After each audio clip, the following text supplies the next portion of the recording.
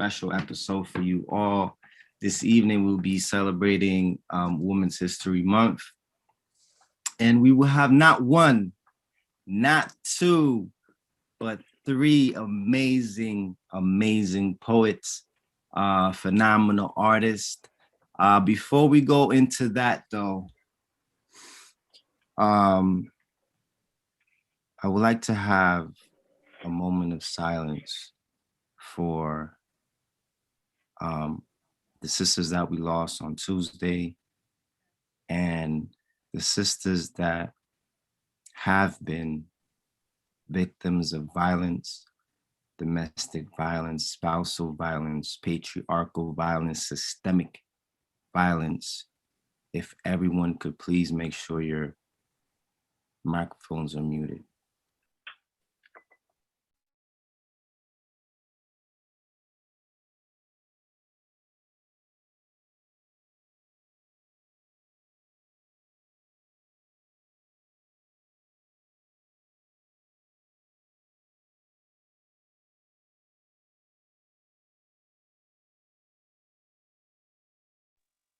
And if you are here, you are familia. So you are in a safe zone. So what I would like to do is pay some homage to women I consider ancestors who have inspired my generation, generations before me even. So shout out to Milagro Coriano, my life, my soul, my everything, the reason why I'm here. Welcome everyone coming in. You are La Esquina Open Mic. Being a Boricua, right? I'm proud, of course, being a Boricua. I'm also proud of the fact that, our nationalist movement always placed Boricua women, Puerto Rican women in the highest roles of leadership. Women like Lola Rodriguez de Tio, our great revolutionary and poet. She was the first known Puerto Rican woman poet to have her writings span throughout Latin America. A women's rights activist, Lola also wrote patriarchal lyrics to the tune La Borinqueña, which became our Puerto Rican national anthem. Women like Mariana Bracetti, a strong Boricua patriot and leader in the struggle of Puerto Rican independence. She led the independence movement in the 1860s and organized insurrection known as El Grito de Lares, in which she participated in with her flag in hand, which, if you don't know what it is, it's right there, the revolutionary flag of Lares. Women like Blanca Canales, our brave organizer and educator who stood against imposed gag law, which at the time made it illegal for Puerto Ricans to own Puerto Rican flags. Canales led the Jayuya uprising in 1950 against imperialist rule of the then US government. Women like Lolita Lebron, a beautiful warrior who on May 1st, 1954, along with three other nacionalistas, led an armed protest on the United States House of Representatives against oppressive laws imposed on the island of Puerto Rico, which are still present to this day, and many, many, many more. If you are interested in any of this, this history and kind of want to understand why these women did what they have to do, you can reach out to, any one of us. We can start a dialogue. But that being said, I would like to start our open mic.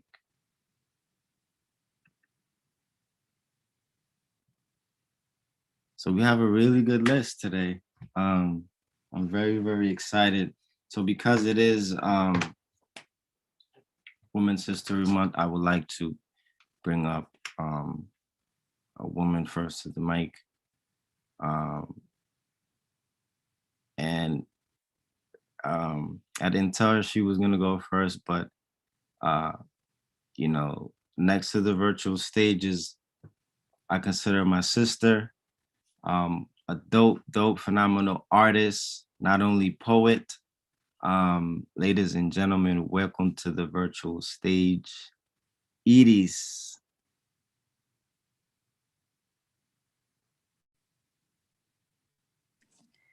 Good evening, everyone. I hope everyone is doing absolutely awesome tonight.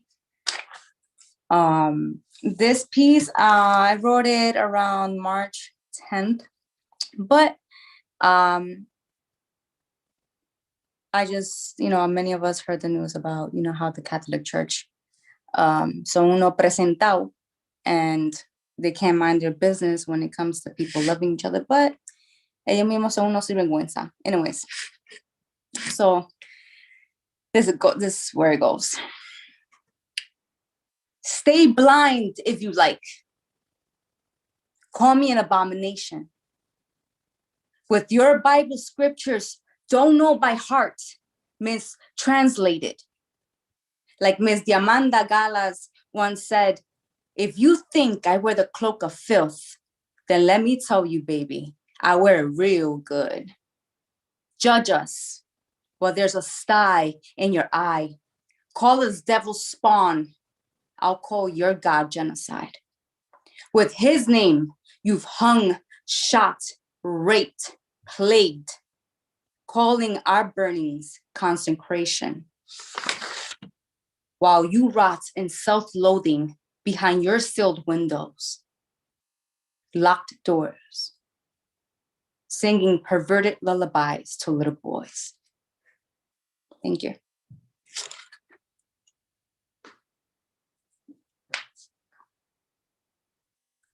Thank you. Dope.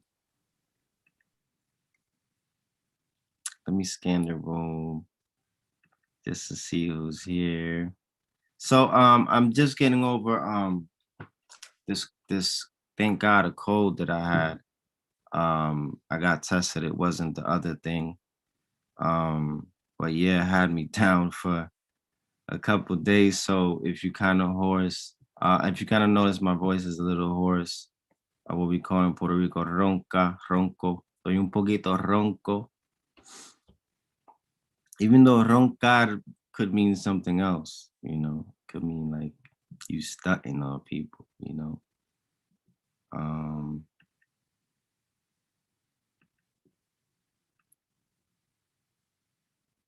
So just bear with me. So I was gonna bring up a poet that wanted to go second, but he's not here, so let's do this. So next to the virtual stage, this brother, man, I give it to you because you always show up, and I appreciate you. Give it up, everybody, for Thomas Connor. What's up? Caught me off guard there. What's going on, everybody? Peace and blessings. So I wrote this not too long ago. It's called 8 Minutes. What can you do in 8 minutes? Wash and chop a bag of veggies, transcribe a scene, memorize your lines, or die while the world stands by.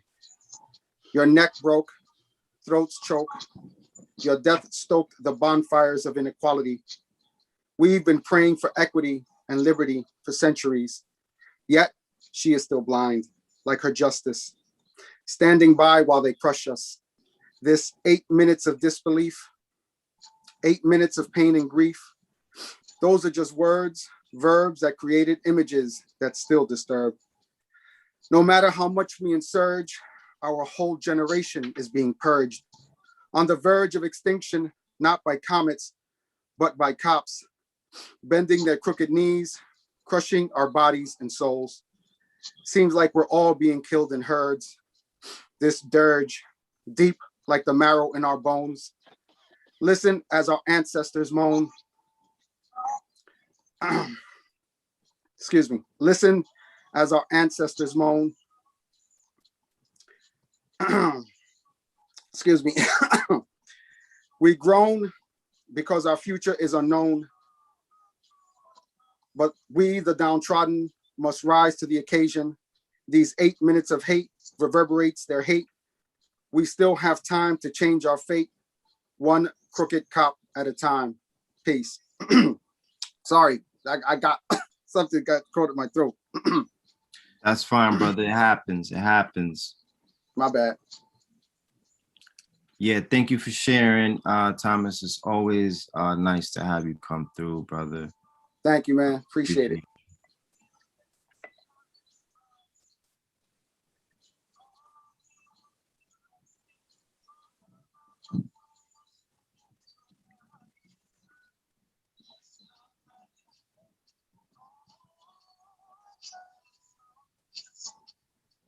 So I do appreciate, new voices, hearing new voices, new stories. So I apologize if I say this incorrectly, but Martina McCowan, did I say that right? Yes, you did. Nice. So welcome everybody to the virtual stage, Martina McCowan. Thank you. Everybody else could just make sure that you're muted for me. Thank you. I didn't know I was reading, so it'll take me a second. I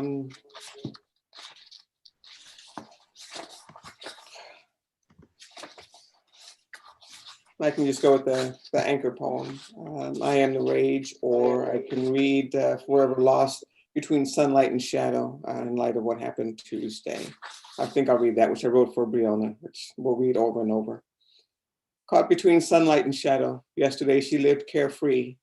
Perhaps again tomorrow, she thought, except that. This day she was murdered in her home, asleep, defending her love, defending her peace, thinking she was free from the shackles and the shadows of history and hate, but we are never free. Yesterday she and helped people and laughed, remembered brighter days, and smiled her beautiful, luminous. Yesterday the shadow had not yet issued the no-knock warrant. Yesterday, the shadow that haunts us all yet battered down her door in the middle of the night where she slept, thinking she still belonged to the sunlight. Yesterday, she spoke with her mother, transported people to the hospital, held their hands, and shared in their moments of pain and darkness. Yesterday, she ordered lunch with friends. Yesterday, she planned to go out Friday night and maybe Saturday night too. Stop downtown and pick up some barbecue. Thought about what she could learn at work to improve herself, to earn more pay, to rise in the ranks. Yesterday, she did not know that the shadow was so very, very close. In fact, only a few hours and 8 bullets away. Yesterday, she thought she still had time to bask in the glow of 1,000 tomorrows. Yesterday, she lived at the right address. Not a great address, but her address nonetheless, where she could walk outside and laugh with friends and hang on to the bright promise of hope. Yesterday, she did not know that the wrong address would become her address, that the person she would be mistaken for would already be in jail. Yesterday, she did not know that her light would be erased, that she and the shadow would become one. Yesterday, her calendar was full of hope and promise. Promise packed to the margins, but no more. Never again to think of tomorrow. Her light brutally extinguished by the shadow bent on destroying us all. Thanks. Yes, that was amazing. Thank you. Thank you so Thank much. you. Now, is that you? Were you reading that from your book? Yes. So please, shameless plug. Tell people where they could find you, where they could, buy your book. I'll put it in the chat. It's I Am the Rage. It came out the beginning of the month, the beginning of last month. But I'll put a link in the chat. You can get it any place. You can buy it at your local indie shop, Amazon, Barnes and Noble, and even on my site. But I'll put that in. awesome. Thank you so much. Yeah, thank you. Thank you, Rebecca.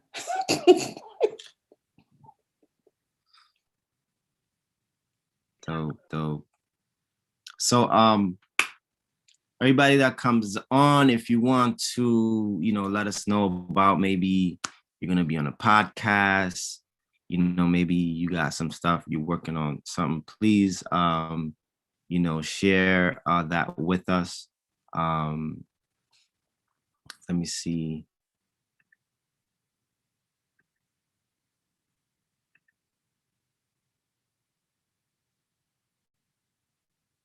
All right, so ladies and gentlemen, next to the virtual stage, I love this brother.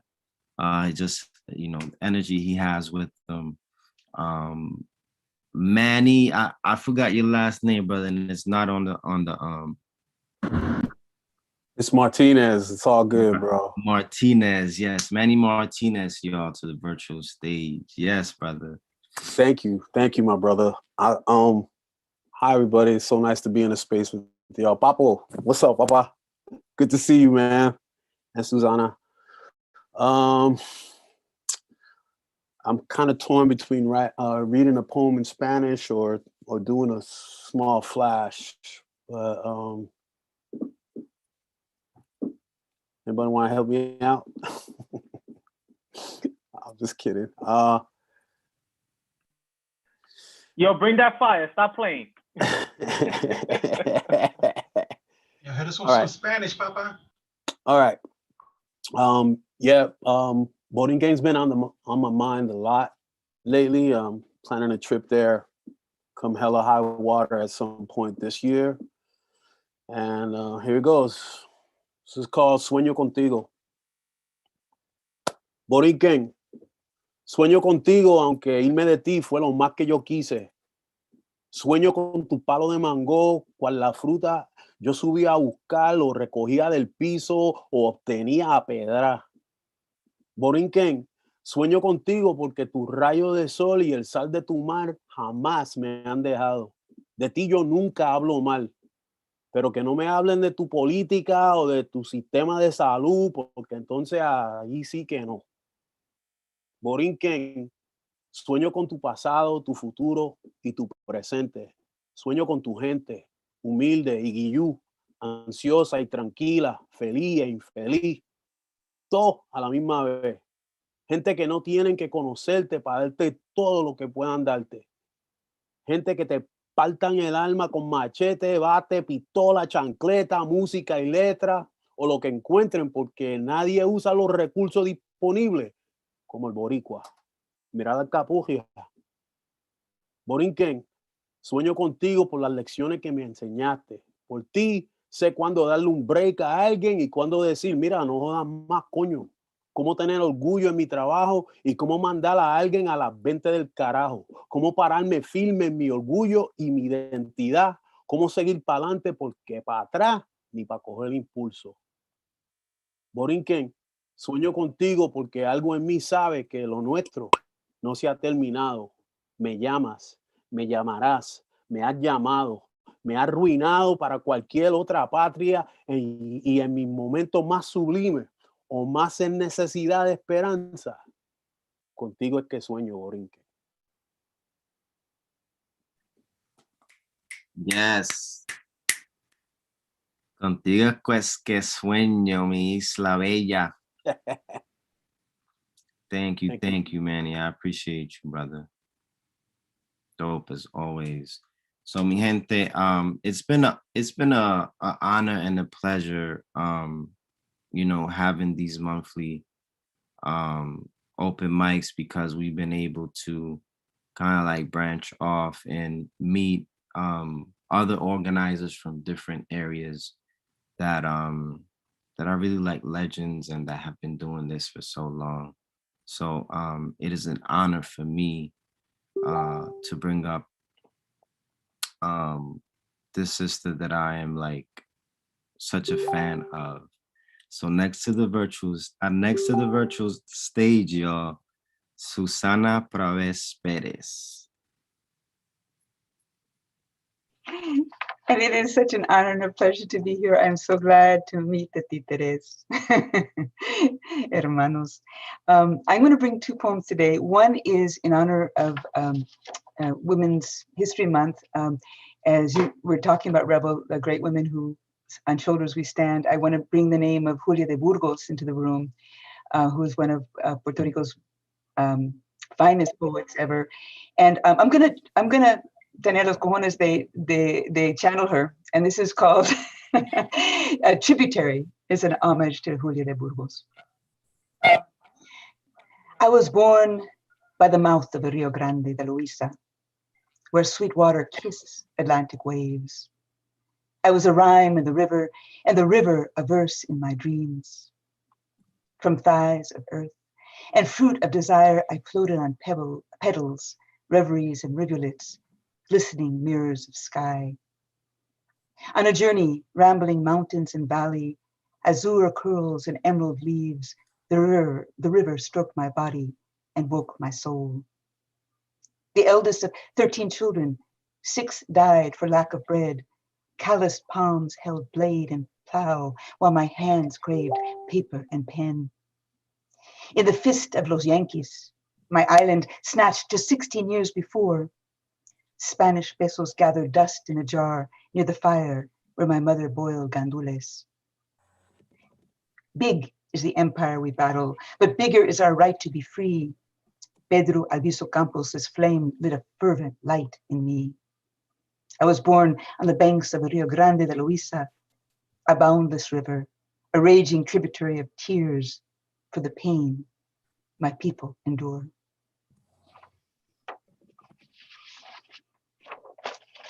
And I'm going to read one other poem. This is one of my newest poems. It is, I read a lot about Hurricane Maria, and this is the latest in that series. This is called How to Keep Cool When a Hurricane Knocks Out the Power Grid. Oh. Do not call up wind. You already know the great god, Huracan, who spew his bitter breath on you. Do not speak his words. They have already burned your mouth, tumbled your walls, beheaded your palm trees. Do call up breeze, that delicate air found on wings of colibris and sea foam, scent of salistre, a trail of perfume in Yamaya's blue wake. Hey. Do not call up snow, that blanket of whiteness Tio Joe sent photos of from Nueva York, seeking the sustenance those from the north made so hard to find. Fields of viandas buried beneath concrete and debt. Do call upon the white sparkle of rain that doubles as drink and nurtures veiled roots. Boil yuca y lluvia till your abuela appears in the vapor, agua de coco cupped in her wrinkled hands. Do not give up as you stand in line 5 hours to buy gasoline for generators that poison your lungs and fill your ears with shrill, like the wail of 4,000 dead decomposing in the tropical sun. Do hang a hammock on a rooftop where you can see the moon and stars and remember the great god Huracan was your great-great-great-grandfather, and your bones are carved of ironwood, your blood a braid of many mothers, espiritu long and strong as the Rio Grande de Luisa. Yes, one day there will be cool Jugo de Pacha to sip again, because La Brega will always be your middle name. Gracias. Yes. Yes. Thank you so much, Susana. Yes, that's what I'm talking about. So listen, mi gente, I was trying to bring up this sinvergüenza. Second, that was a deal, but like a true titere, he came in the back door. I don't know. I didn't even see when he came in, but it is my honor and my pleasure to bring up not only a mentor, y'all, but someone that really just was instrumental before even I became, well, I think I've always been a titere, but because before I became a titere poet. So next to the virtual stage, Juan Papo Santiago. What's good, bro? It's been Yeah, too Papo, long, yeah. man. What's Too long. popping? Yo, this is my first time on this I side know.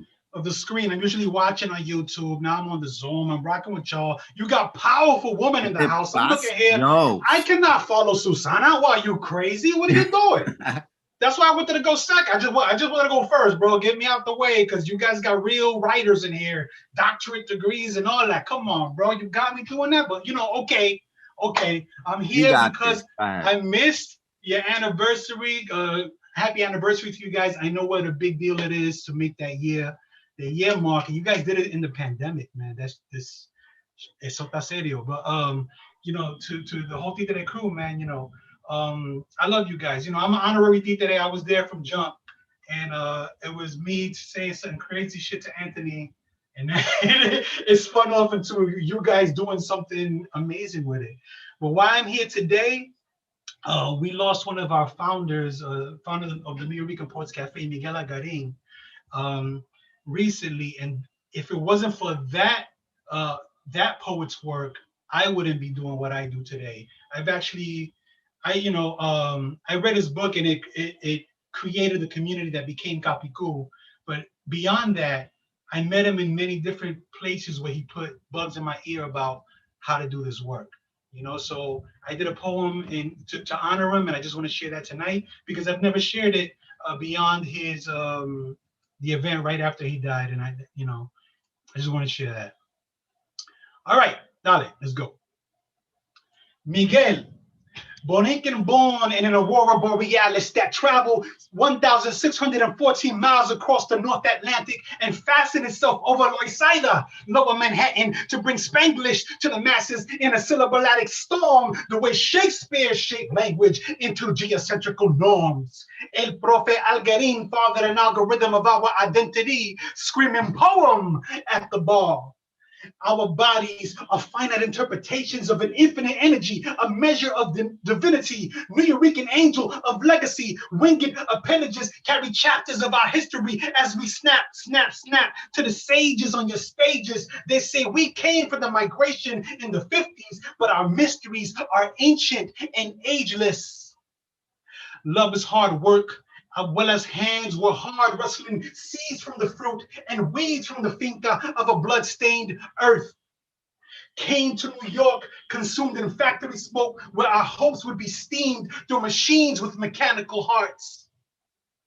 Miguel, the artist, would gather in your sala and speak truth to power in the elements of tenement towers, as darkness devours daydreams and starlight empowers mayhem, where our Titere spirits visit. When we need faith, it's okay to seek the preachers, but when we need the truth, we must speak to the teachers. Miguel, Keith, Jaime, Kim, to all the poets we've lost, Ibaye. Thank you. Yes. Oh, thank you, Papo, mi hermano. Yeah, man. Like, don't ever think that you're not in our minds and in our hearts, bro.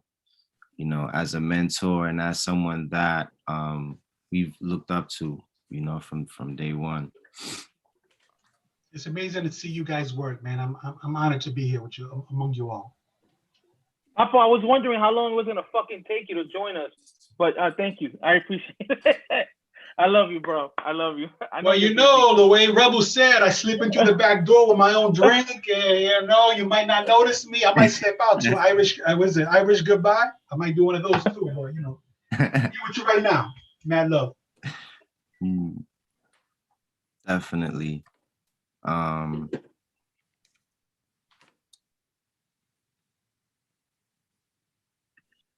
right, so I want to bring up a sister that I actually met in the Bronx, slamming at a big up to the Bronx. It was Project X Slam, and this sister was amazing. And she is from Puerto Rico, amazing poet. Jess, are you with us? Yeah. Hey. Hey, ¿cómo está? Saluditos todos desde San Juan, Puerto Rico. Yes. Thanks for creeping me in. Let me get my piece up now. Right. So Jess is not only a poet, but she's an organizer as well. So you go ahead, tell us what you're doing over there if you want as well. So I have the grassroots, which is La Salita Cafe, with essentially what we do is we do the slam poetry all over the island. Try to bring the best of the bit from todo el pueblo de Puerto Rico hacia los Estados Unidos. So what happened was that after Maria, we just sort of like shut that down, focused on the community work, and we've been heavily focused on that. There was more demand for that than space just sort of fit. And then of course the pandemic, you know, that it sort of changed the necessities del pueblo. Although the social issues still remain, we did have a merch thing years back, but we sort of just never dabbled on it. So what we do now is that now we have merch where we sort of bring out the same messages, and all of those profits go to the people on the ground doing the work. Nice. And that's it. So if you want to follow me, follow me. Definitely put it on, leave it on the chat. I'll do that. I'm not gonna take up too much time. I had another piece in mind. By the way, I haven't done an open mic in ages since I'm more behind the scenes organizing. But since I heard 2 or 3 pieces about Pierre, I figured, fuck, I live here. So let me see some shit. All right. This one is titled Regresa. Yo soy más que el pegado, más que la parranda, las fiestas patronales, las playas, Moncongo y el coquito mamá. Mírame, me desnudaron y me arroparon con los colores oscuros y ajenos. Ahora todo está una bandera negra. Ay, pues, qué feo. Te cansaste de luchar. Te perdiste en las promesas de ella y mientras te estaba hartando con falsedades, me violaron. No entiendo. Te hablo en tus sueños. Pareces sordo. Me rechazas y como quiera, aquí yo te espero. Ámame. Lucha por mí. Quiero no tener límites por piedad, que me están robando mi identidad. Mírame. Yo soy la hija del mar y el sol. Regresa, cabrón. Recuerda mis regalitos de amor, de ritmo, de la salsa, de bomba de corazón. I caress you with the forever sunshine days. Kiss you with the Caribbean seas, the sweet salt on your skin, your complexion, the light, dark brown, your tresses, straight, lovely, curly, pink, tamed, untamed, wild. You are beautiful. You are mine. Soy perfecta, soy imperfecta, pero admite que en algún momento hasta la humedad te hace falta. Pues regresa. Te di el ritmo, te di el son, te di nacer. Yo fui tu musa, tu puya de inspiración, pero perdiste la fe. Yo sé, aunque no siempre lo demuestra, que eres orgulloso de mí. Y aunque a veces me maquillas con los colores de ella, de esa joya bandera que tú me necesitas y que lloras por mi tierra sin silencio. Te siento a cada respirar, herido, cansado, empobrecido. Tal vez estás lleno de dudas, mi amor. Oh, lo escuché. Wait, one second.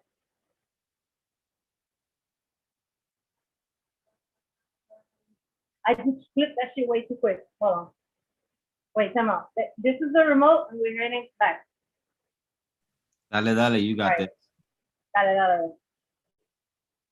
Voy a seguir de nuevo te sentía acá respirando, herido, cansado, empobrecido. Tal vez está lleno de dudas, pero mi amor, yo no me rendí. Hoy te llamo por tu nombre. Ayúdame a salir de este colonizaje, porque esa bruja, esa cabrona no me manda a mí. Un día tú me amaré, tomará conciencia y ese día luchará con toda tu fuerza. Esto lo sé. Tú y yo juntos celebraremos y cantaremos el día de mi libertad, de un Puerto Rico libre. ¡Ay, qué felicidad! Regresa, porque nuestra invencibilidad depende de todos. Thank you. Rahasi. Yes. So it's something special about, you know, hearing a poem in your language. I don't know.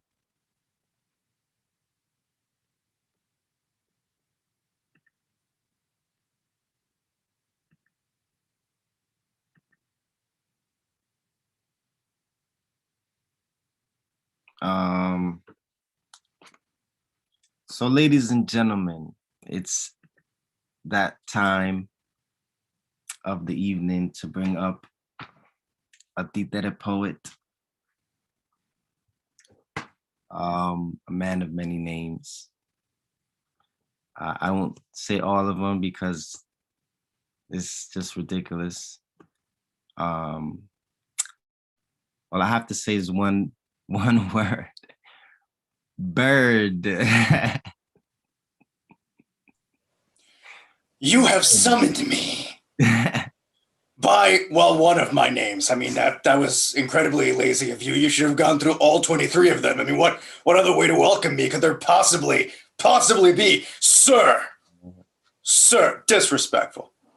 But yes, without further ado, my name is Daniel José Gastambide Núñez Arriaga Costa Suárez Ceja. Bird.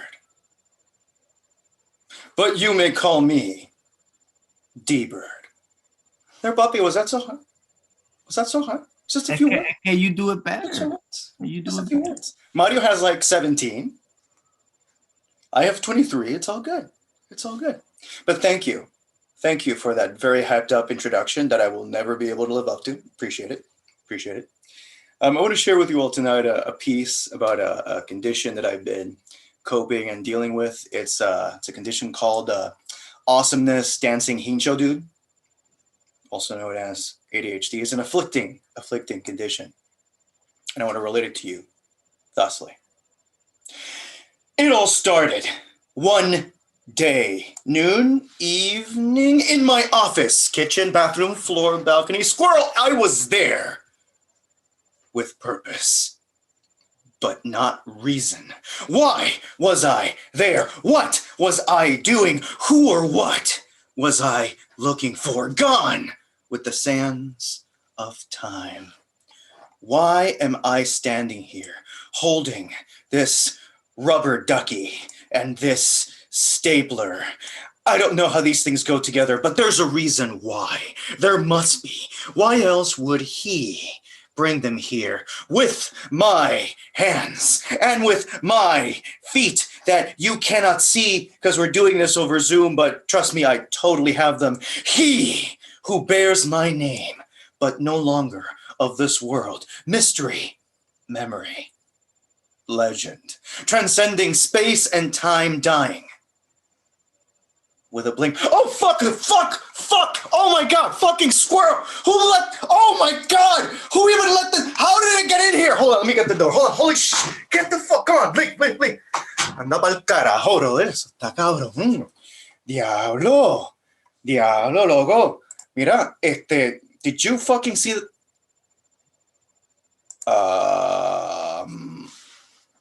Oh. Where am I? Is this a show? So I reading a poem? Of course, I me am reading poem. That's a thing I would do. I guess, yes, I, the reader of this poem that I totally remember, don't know where I am, but if I let the words flow, I can just let go and go with the flow, even if they drop me off in the kitchen, holding a cup of coffee and a book in my underwear. Why am I here? I look down, the book reads, How to Cope with ADHD. I get the feeling someone else already turned the page.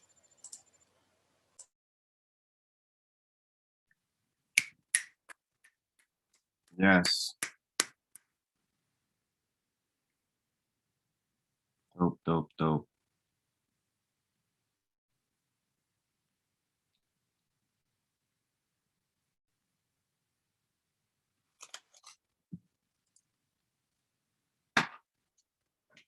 All right, mi gente.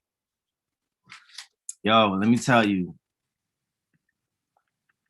when I said it, it's gonna be an amazing evening. I wasn't lying. So, you know, as a poet, you have like your list of poets that like, okay, these are like my favorite poets, right? And it's an honor and a pleasure for me to call up this sister that is among my favorite poets. So next to the virtual stage, mi gente, Peggy Robles Alvarado. This is set up. Is it though?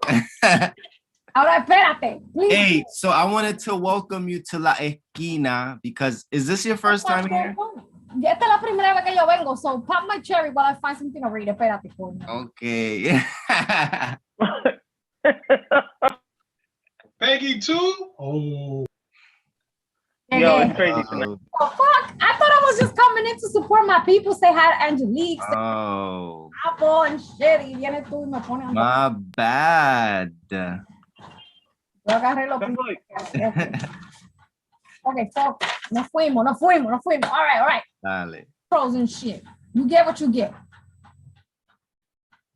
When asked to perform for Hispanic Heritage Month, when you come, be sure to trill the R's in your last name. Use words like café con leche, caramelo, trigueño, but not negro. Please don't make us say Latinx. Tell us about being a teen mom. Tell us about your drug dealing cousins. Don't tell us about being the first to go to college. Don't mention how you worked 3 jobs. Don't mention how you had your own apartment at 17. Tell us funny stories about owning plastic covered sofas. Tell us about WIC checks and EBT cards. Can you wear a native costume? Can you dress in the colors of your flag? Can you code switch for authenticity? Can you have us all say, huepa? Can you be spicy but not too hot? Do you have any stories about making sancocho on a budget? Tell us about the first time your cousin saw snow. Don't tell us your father was a US citizen. Don't tell us how he retired with 2 full pensions. Tell us how he pulled himself up by the bootstraps. Tell us how he was running numbers when he met your mom. Don't tell us how your mother refused to be on public assistance. Don't tell us how she almost miscarried after pressing the foot pedal of a sewing machine for too many hours without a lunch break. Tell us about your mom learning English in a church basement. Tell us how you learned to speak American in an English-only class. Can you have us all say curse words that make us laugh? Can you speak loud enough to engage the audience, but not too loud to sound threatening? Can you smile for the funders? Can you wave at the department chair? Can you hold that grin for the photo? Can you smile? Can you smile? Can you just smile? Can you perk that lip and cover those teeth? So if anyone asks, we can say, look, she liked it. Thank you, y'all. That was out of rehearsal. Everybody, Peggy Robles Alba. Y'all could thank me later, you know. You know, when this is all, yeah. Okay. Amazing, amazing. Yes, thank you so much for blessing us here at La Esquina. When I tell you, like, you know, it's good to always have that list, you know. So I'm gonna call somebody. If you're reading, please do so. I would like you to read. He's a Titere. Anthony Rivera, you got something for us, Papa? You gonna read? You gonna read something? I will show face. Yes. Love y'all. Yo. Brings up. Para que sepan. We in the building. Right, Papa? We in the building. Yo, I'm not prepared, Papa. I didn't come prepared to read. Okay, cool. I just wanted to shout you out though, since you are in the building. You know what I'm saying? I wanted to let the people see you, you know. Yo, can I ask you a personal question? Who, me? Yeah, you. Real quick. I just want to know, like, yo, when his wife is saying, don't do it, you know Anthony's going to come reckless. What? The words expressed by Anthony Rivera do not represent it. Who, me? You talking to me? Yeah. Puppy, listen, I am right now, we going tribal. I don't know if, if you know. Papa, I live that life. But yeah, we going tribal, so yeah, I got a rabble. You know what I'm saying? I got a rabble back here.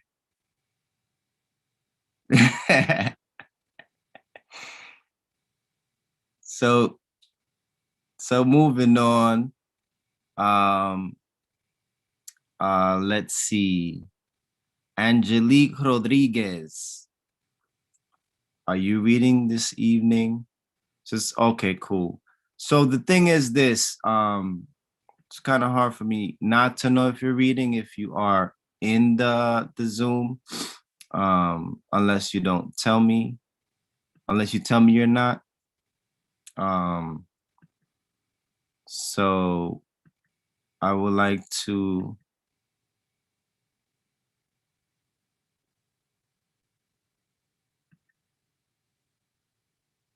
give me a sec.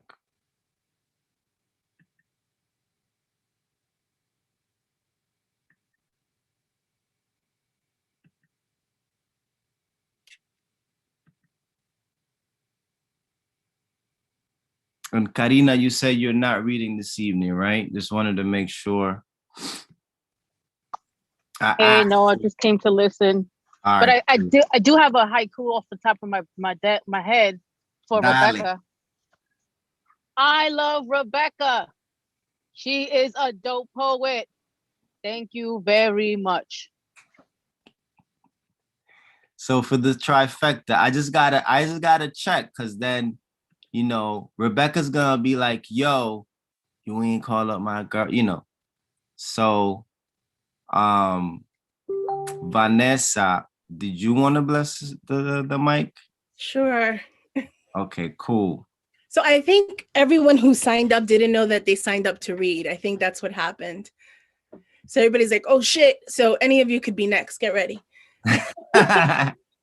Now I kind of have, for those that let me know beforehand, I kind of know for those that don't want to read. Cool. All right. My mother meets me in my yard. In her hands, she holds a brown paper bag of seeds. I slow down time to look at her.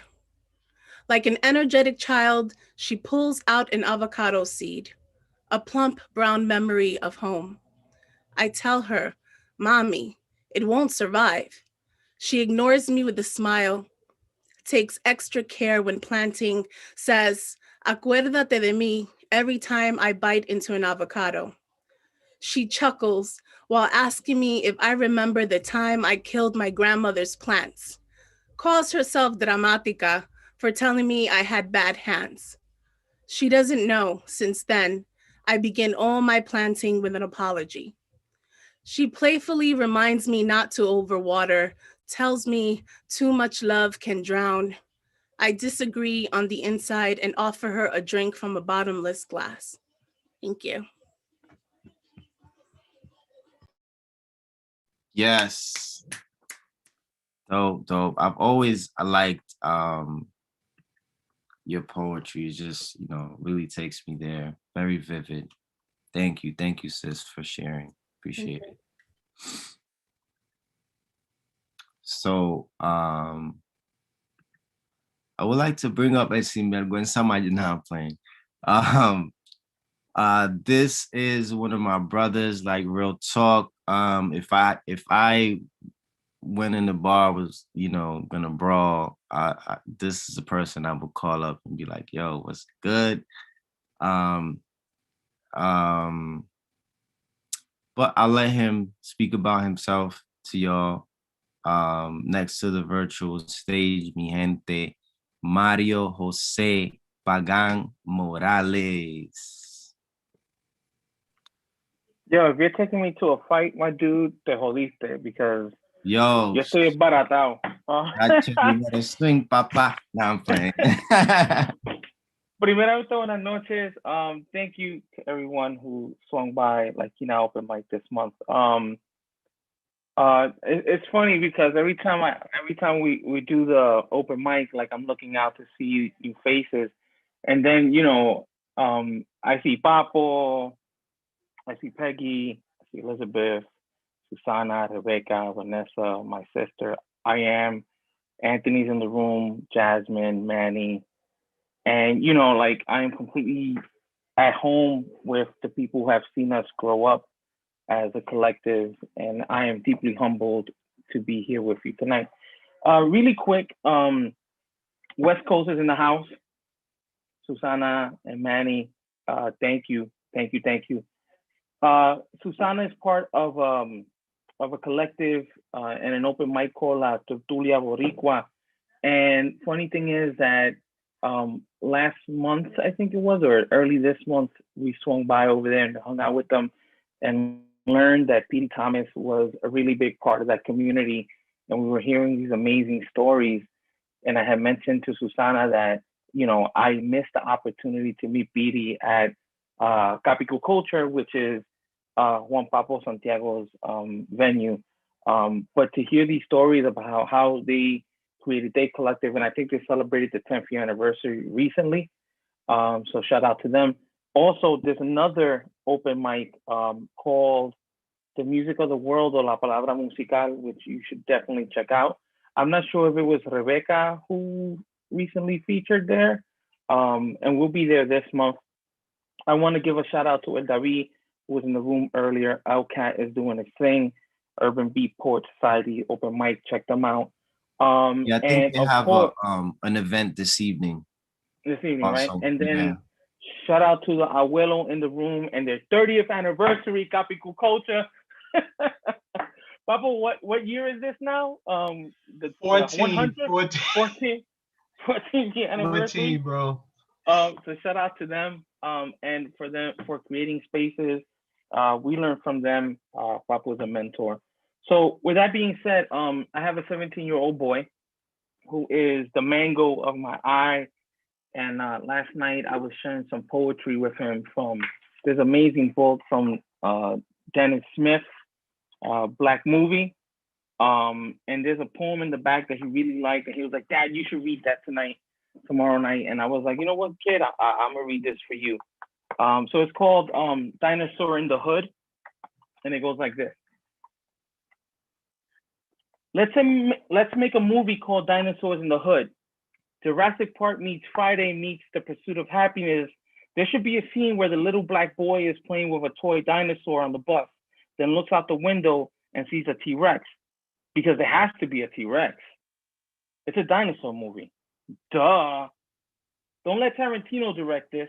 In his version, the boy plays with a gun. The metaphor, black boy, toy with their own lives, the foreshadow to his end, the spitting image of his father. Fuck that. The boy has a plastic brontosaurus or triceratops and this is his proof of magic or God or Santa. I want a scene where a cop car gets pooped on by a pterodactyl, a scene where the corner store turns into a battleground. Then let the Wayans brothers in this movie.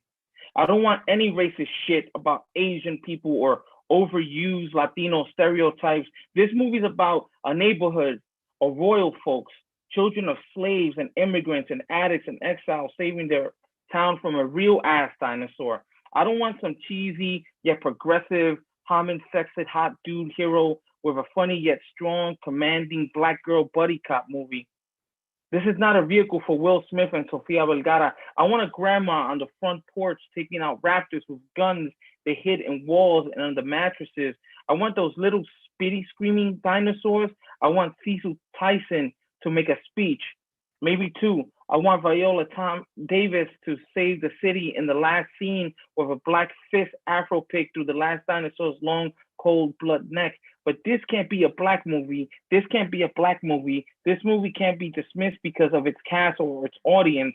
This movie can't be a metaphor for black people and extinction. This movie can't be about race. This movie can't be about black pain or cause black people pain. This movie can't be about long history or having a long history of hurt.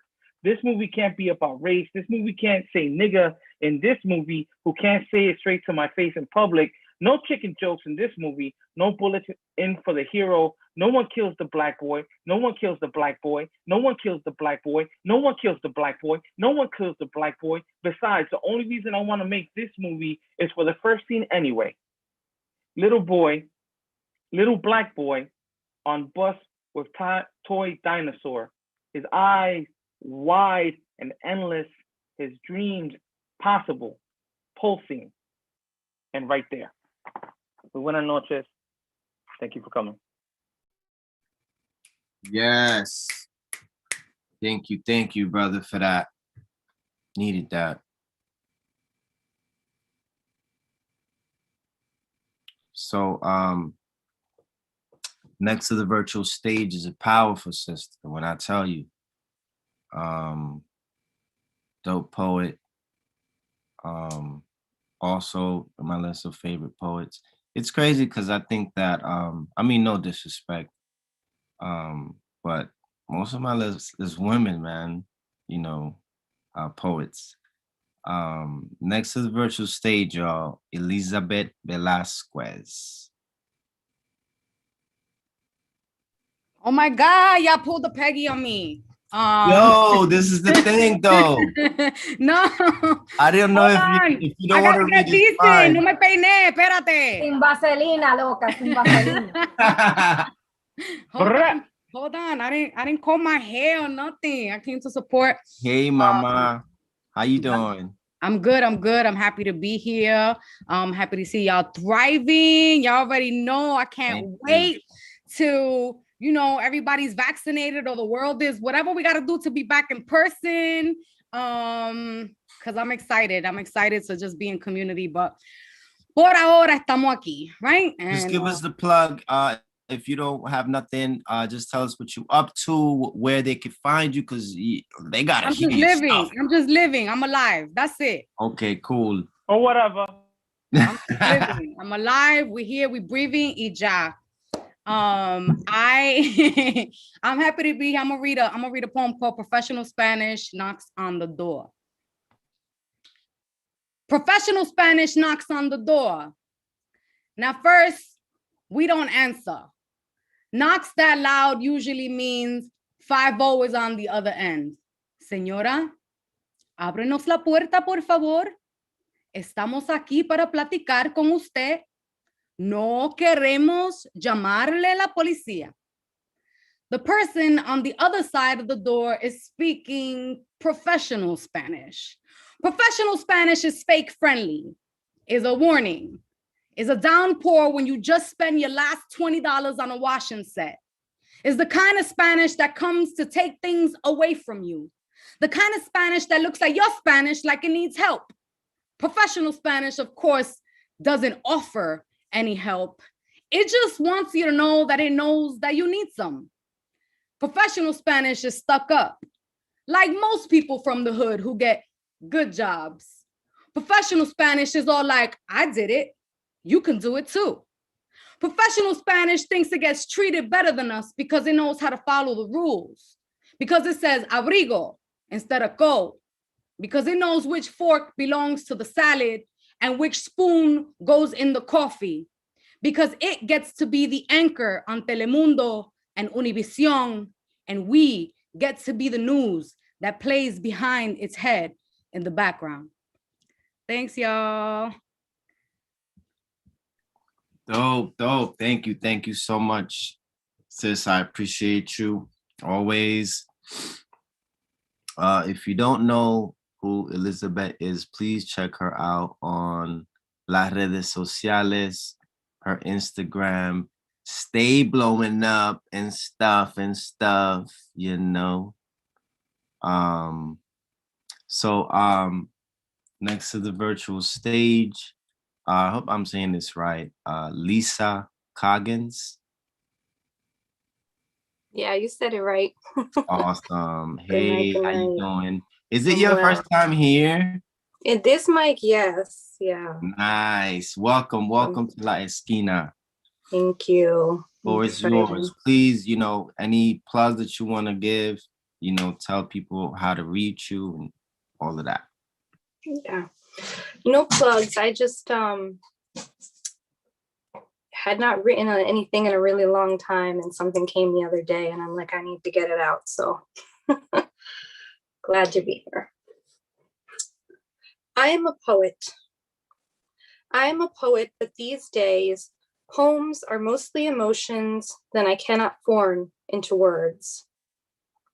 With motherhood, 40 hours a week, hormones after the age of 35, and iPhones, I don't want to think after 8 p.m.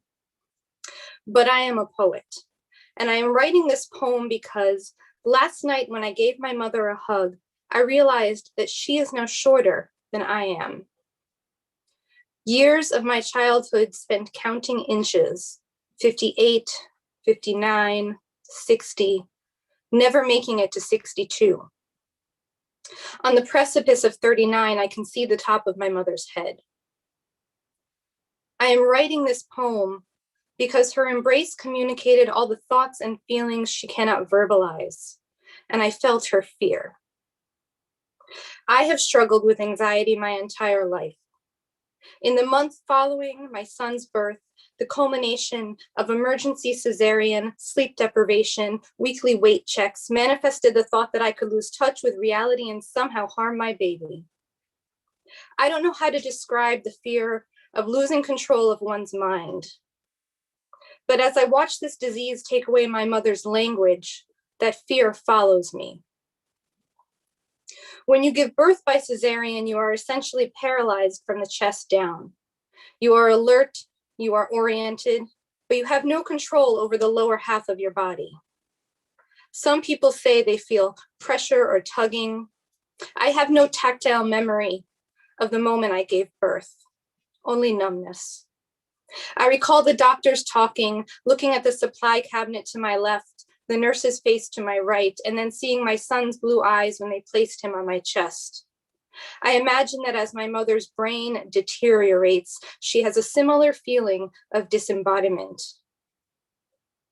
My son and I are healthy and well. He loves grandma, though he does not understand why she can only say yes or no. He knows her favorite color is red and that she makes the best spaghetti. I don't have the words to explain to him at age 5 what is happening to her, that the amyloid proteins in her brain have gone haywire and that the worst is yet to come, that I fear my own fate. My mother slept on the couch next to mine for a week when my son was an infant. She held him so I could sleep and cooked all our meals. I will mother her as she has me. I will hold her hand and hug her tight and sleep on the couch when she's afraid to be alone. And when there are no words, I will write poems. Thank you. Beautiful, beautiful. Thank you so much. Thank you and welcome. We usually do a monthly open mic. Hopefully, I don't know, in the near future, we'll be doing it live. We started off at Mil Mundos in Brooklyn.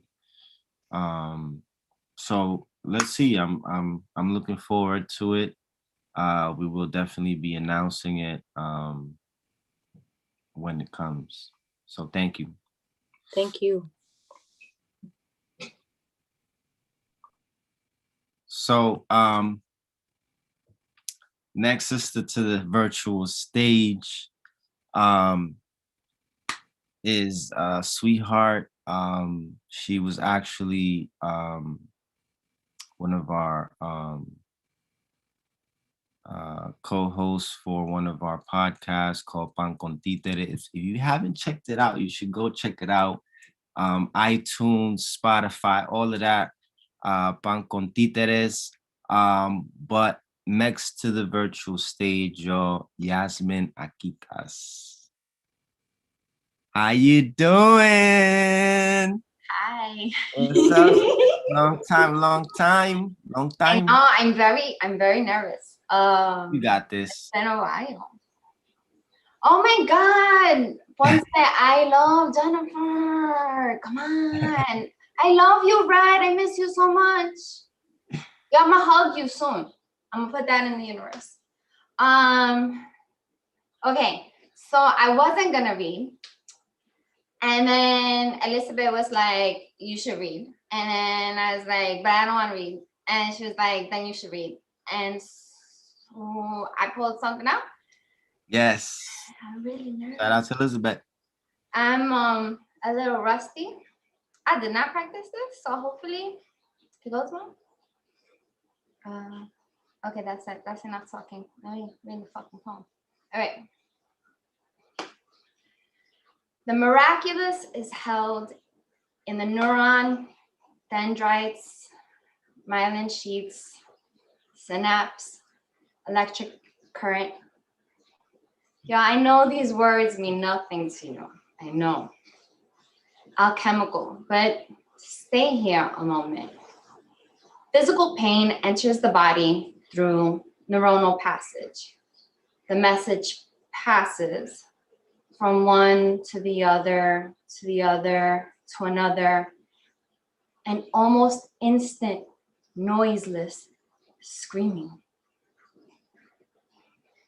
When I was a small thing, I created a smaller thing to harbor and cradle wound, leaving me free. The small thing holds neuron and memory. There was a door, a girl, a night, the size and breadth and weight, what and who is immovable. A mother whose rage that told neuron, then muscle to move shoulder, arm, and hands. There is a red sunflower smile now across this door, across this night, across the face of a girl. The pain is caught by the small thing and held in our shared secret heart to be measured only in memory, which too seems a make-believe, another small thing.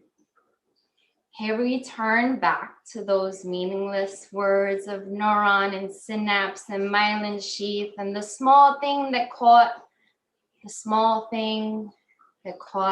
pain. The child, the eye, and small thing. She did not catch it before it hit the head, and the blood and the bruise and the broken and neuron and synapse, electric current, dendrite connecting, they are not denied. This is how the heart constructs the echo inside the miraculous. And even small things cannot seize it. And it is all cacophony. And perhaps this is more the story of scar, that which cannot be caught but only held between small things and the miraculous.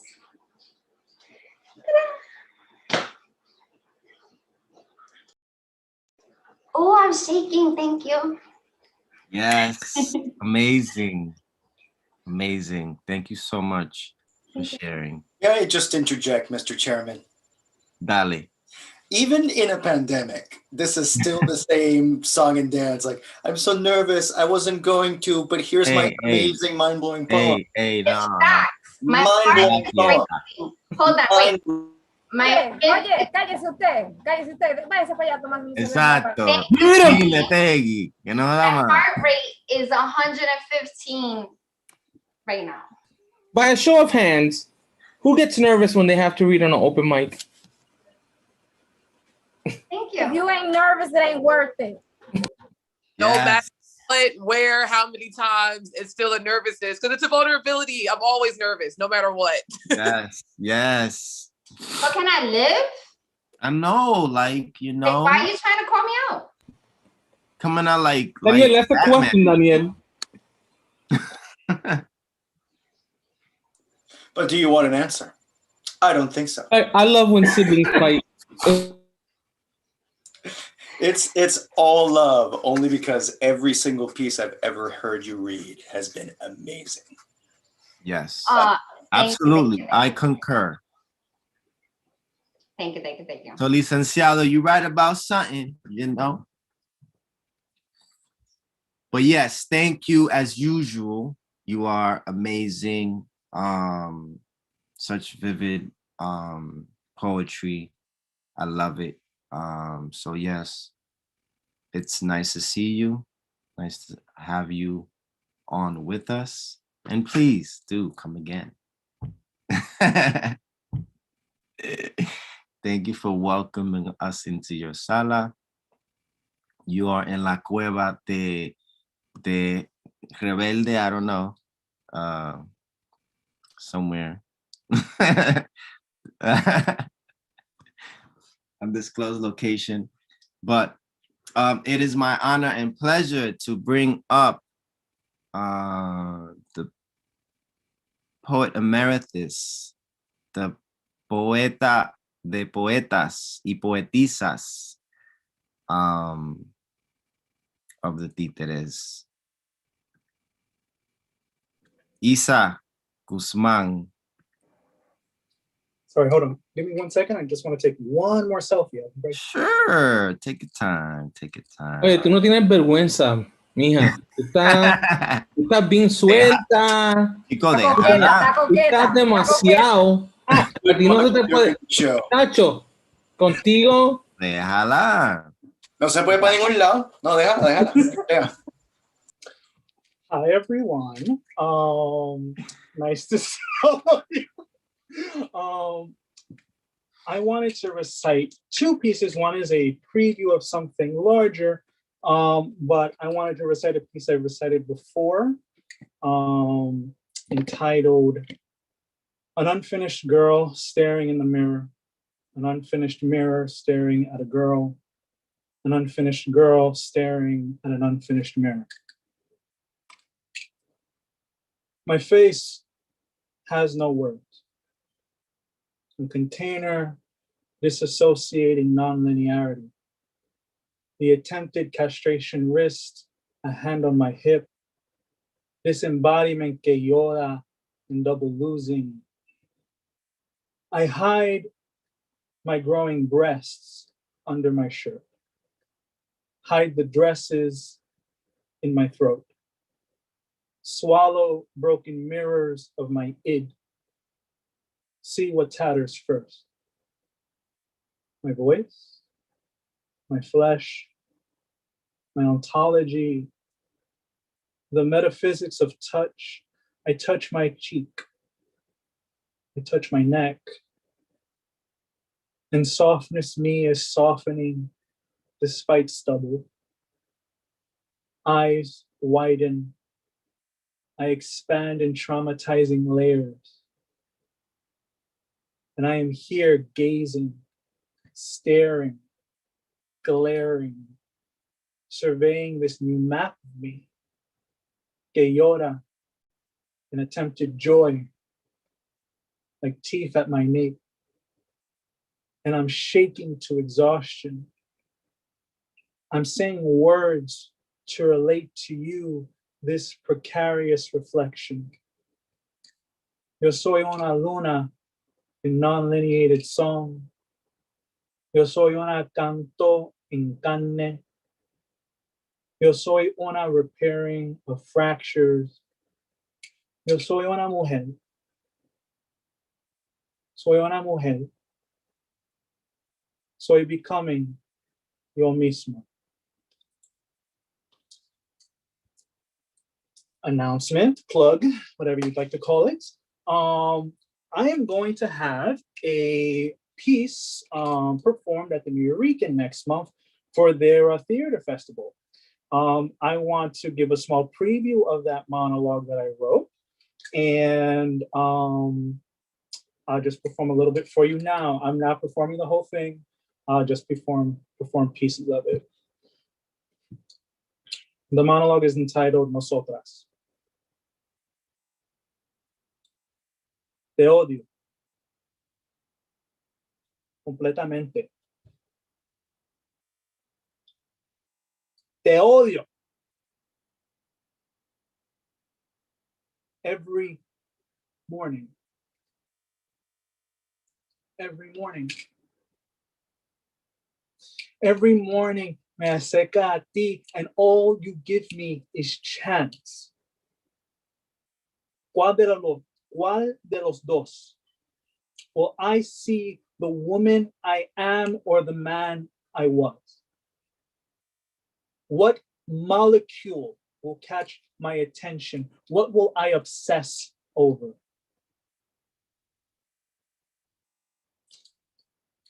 I used to walk alone at night in you. Las noches era mía y tú eras parte de ella. Ahora, I cannot feel safe, even in the most gentrified of neighborhoods, or in front of my own building, or even in my room. Childhood fears drag into present day truths. Para seguir mi vida como yo, nosotras, y however we pursue to dress, to speak, to perform, to scream joy, we must accept that it could always be punctuated by a hard period. What time is it now? No lo sé. 5, 6, 7, 8, noon. Nothing. Every clock feels punctuated by morning. Thank you so much. Always fun to be here. I'm the artist coordinator of this group of guys. Band of Sinvergüenza. Band of Sinvergüenza. And you know, I am happy that we keep growing. We've already passed our first year. I just want to thank everyone for being here. Yes. We're going to have a lot of events coming up, and you know, we're going to have some special events too. We're going to have some fundraisers that we may be planning. We'll give you all the details on our social media.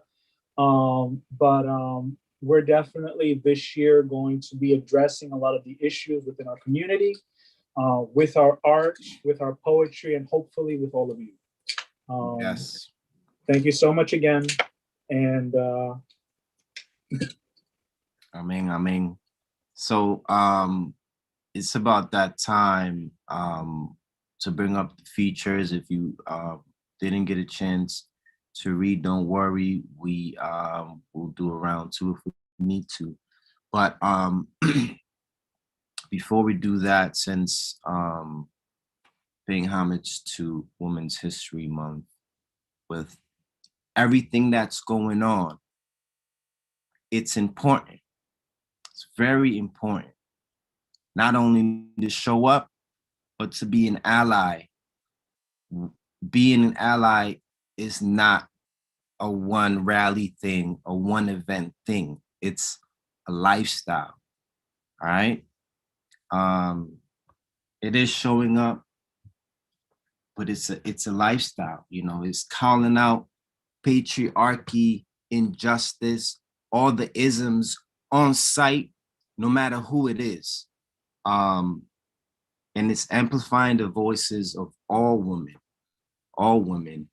and Black and brown communities as well, since we're at it, and you know, allowing them the space to tell their own story. I think it's important.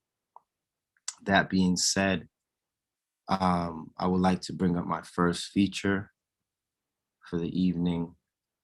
Her name is Yaxandra Diaz.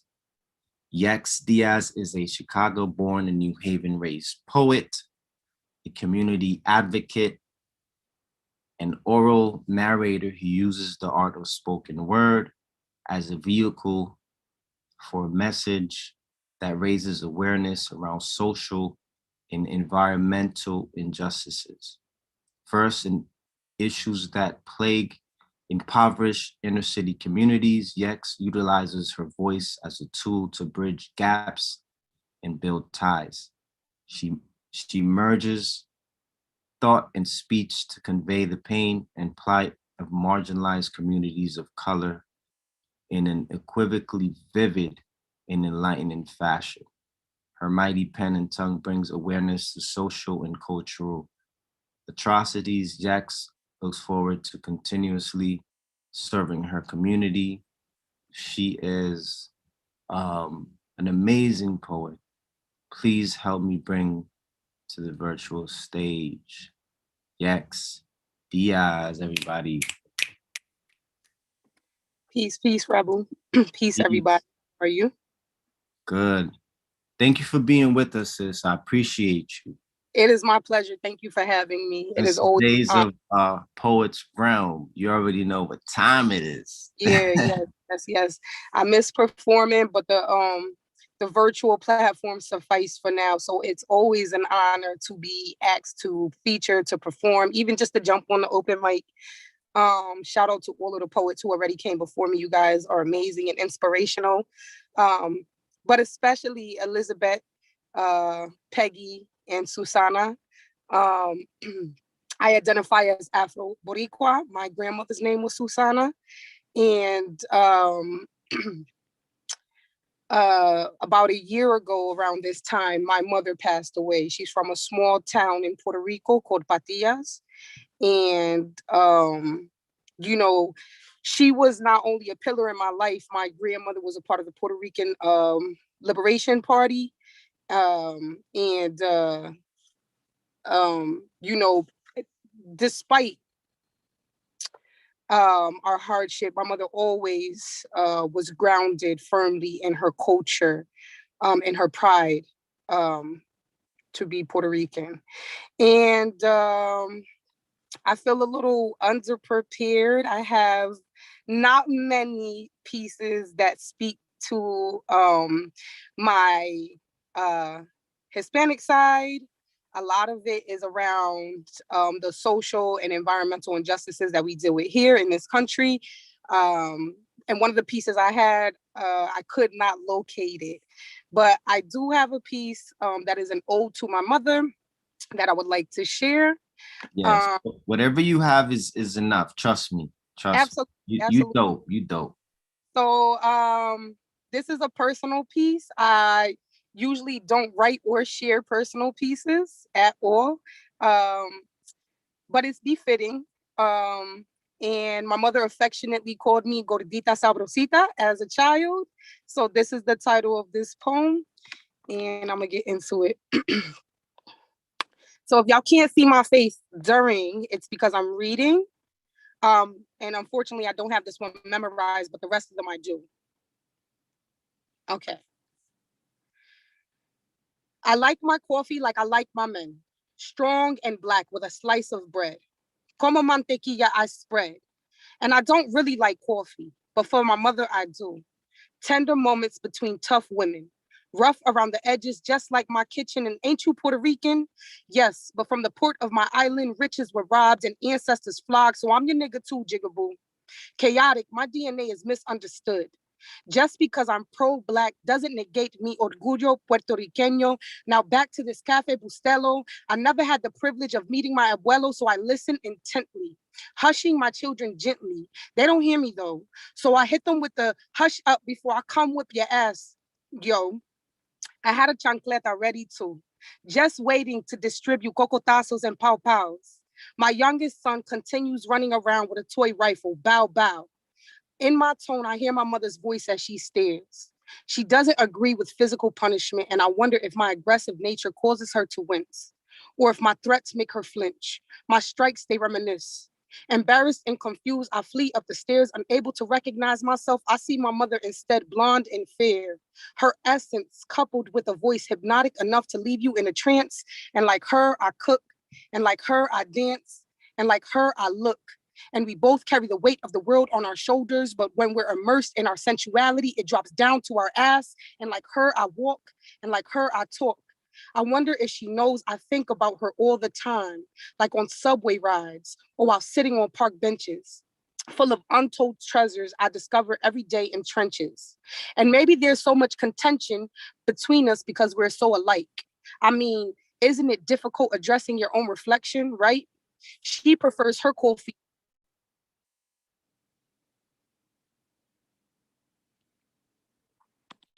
I'm sorry. She prefers her coffee, my complexion, light and sweet, like her gordita sabrosita.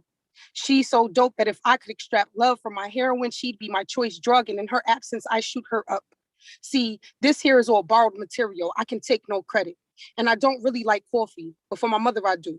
Pretending, just for the baby of Entero. Maybe I should call it Café Embustero. So I'm gonna move into the next piece. And I took a year sabbatical off of work to navigate through my grief. And it was very difficult finding a place of acceptance with the loss of my matriarch. And I was able to find release and acceptance by writing, by getting it out. And I wrote this, so I only have two pieces, which are ode to my mother and which are personal. And that was the first one, and this is the second piece. I lost my peace of mind. Tell me, have you seen her? My heroin no longer gets me high, so I smoke reefer. The night my mama died, I had daydreams of the Grim Reaper, a date in paradise and reservations at the ether. I dig my grave while I'm alive, prostrate beneath her feet, dirt lingers between toes from time wasted casting stones. My heart begins to harden as my eyes become black holes. Chasing waterfalls and rabbits, I collapse till I implode. So on days I feel real low, I lay on clouds and get real high with high hopes of finding peace, but I don't know what that looks like. I close my eyes so I can see how reminiscing reunites. I see her face so vividly. She's a new moon all the time, adrift without her gravity, because my tide is always high, as memories incessantly fill the corners of my eyes, forming tidal waves that wash. Regret I swallow pride. If she taught me how to surf in my earth's womb, I'd wish to climb and drown in her sweet waters till my tears start to subside, giving birth to energy so big our stars may realign. I lost my peace of mind. Tell me, have you seen her? The less I dig, the more this gaping wound keeps getting deeper.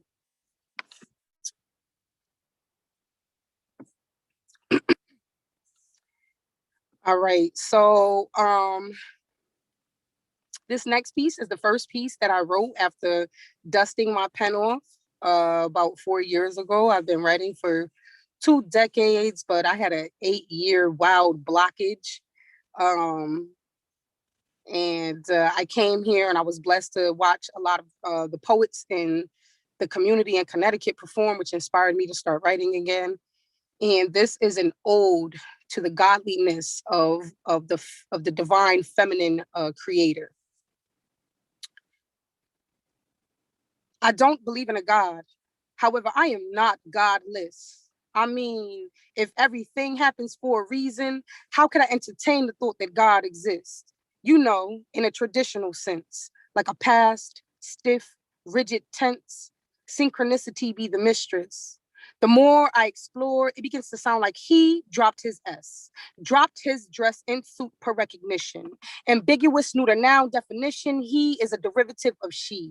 This narrative is transitive. Look at how he booked. Marks it in the name of machismo. The more that we grow, he begins to devolve. Demise is the desire that revolves. Acidic teardrops violently dissolve non-soluble solutions. It is she who combats his pollution, seeking retribution for his mess after abandoning his vastness. Son, you too rotate on access, and as is, your revolution is convoluted. You assume my lunar luminescence solely ad-libs your song of night. Who the fuck do you think it is that nurtures your plight? I don't believe in a God. However, I am not godless. I mean, if everything happens for a reason, how can I entertain the thought that God exists? And if he does exist, he's a deadbeat, a mirage like the haze of a dead heat, raising vengeful hands and resentful children, zealots with daddy issues seeking validation, jealous siblings vying, singing inundated praises, sporadic miracles, prayers answered on occasion, the shameless strut of the midnight marauder, perpetrating to perpetuate nuts, impregnating the dead hour, neurotic, narcissistic, psychotic, and vindictive. Who is more restricted than Mother Nature with the world at her bosom, suckling her to sate our strife, depleting her resourceful life? She renews herself, recycled, coming full circle, akin to mother with child, cunning like a woman scorned, tongue sharp, heart vow, mighty like the sword, hum lullaby volatile. She is right, raw, real.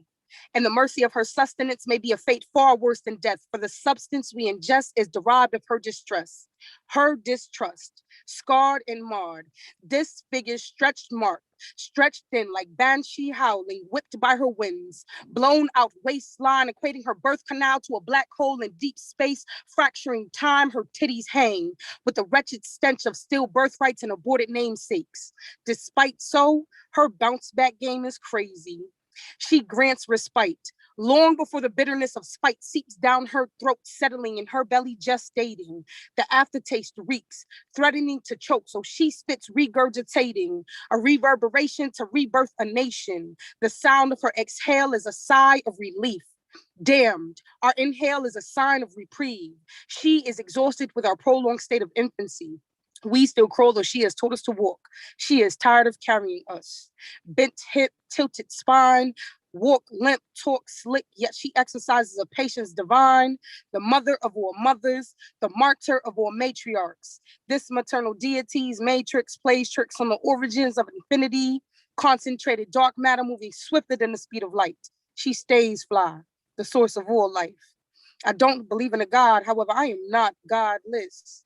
I mean, if everything happens for a reason, how could I entertain the thought that God exists? For come the morning, when we wake, parched lips sip from the cup of water taint, eyes prostrate, hands elevate to skies we paint, poisoning her offspring and grow the forest rank. You can hear the disappointed cry of a mother faint between the thunderous booms and striking features of lightning, her contractual quakes, shifting faulty plates, hemorrhaging casualties when the surface of her abdomen is cracked open. The aftermath is frightening. The only thing immaculate about your conception is I dropped my ex. Child, why would you deny? I dropped my eggs to ease my loneliness. Bent like a rib, I did not come from your side. Do not attempt to straighten me. For if I break like waters, I'll send you back from whence you came. Implement, implantation, incepting your reality. The sole creator of souls, the vessel to the physical realm. My womb is Eden. On earth, hell, no escaping. Your labored return, unfavored reincarnation. Knowledge fed, eternal lactation. Lessons relearned until maturation. The blessing earned, nirvana. I go by many monikers, but you can call me mama. I don't believe in a God, however, I am not godless. I am God. They try to condense me to goddess. Paradoxical, naivete is bliss. Align your paradigm, I pre-exist.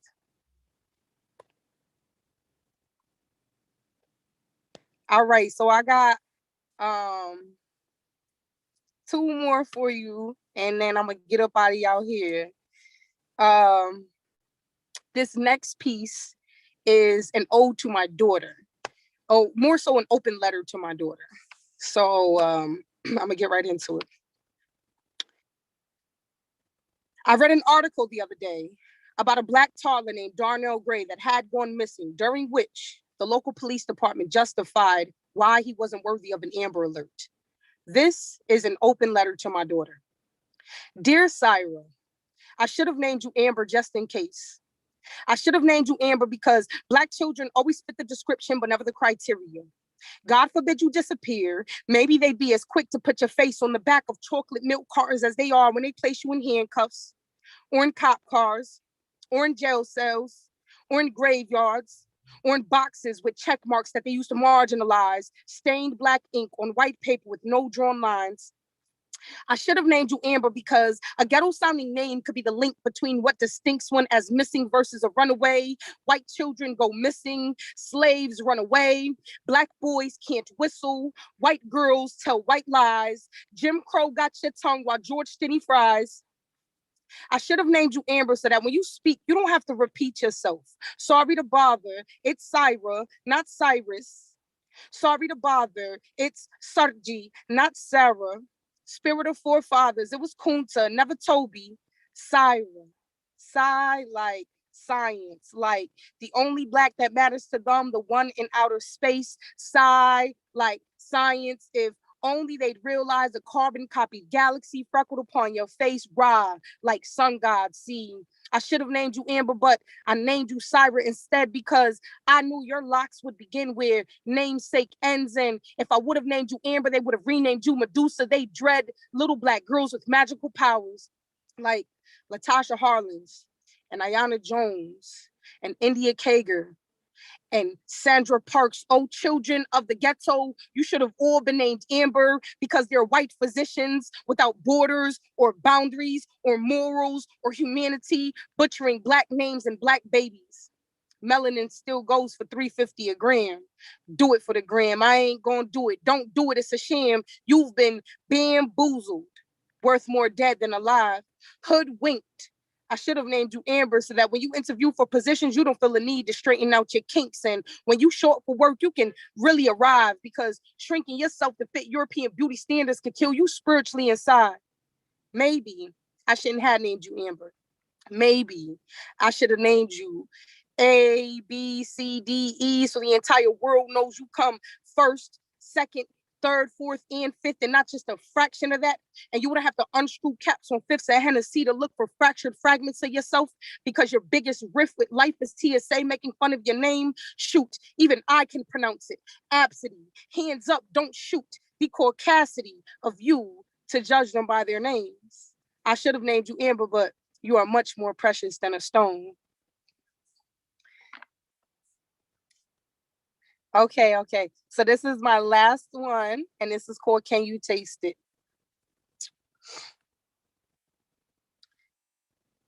What if I told you Jesus showed up on my doorstep in a pair of Converse and a Kangol to converse about the earth being mangled? He listened to me spout over cups of tea as I untangled his locks, tongue tied in knots. I called him Chris in lieu of Christ, asked to cross my T before they dotted his I. Skewed images and accounts faked, replaced with Judas. No one would believe it was he who was really skewered to the stake. Isa was never crucified. I washed his feet as he turned water to wine and consoled me as I whined about the state of our people. Feeble-minded Negroes who lost more than just their deeds to 40 acres and a mule. Surrendering our future to the prison pipeline every time we abandon our youth in these whitewashed schools. Hip-hop is our only culture, and they stole that too. So I sit Indian style with indigenous shamans and soothsayers who have been deemed rhinos and fools, removing their teeth, making room for gems drop every time they speak.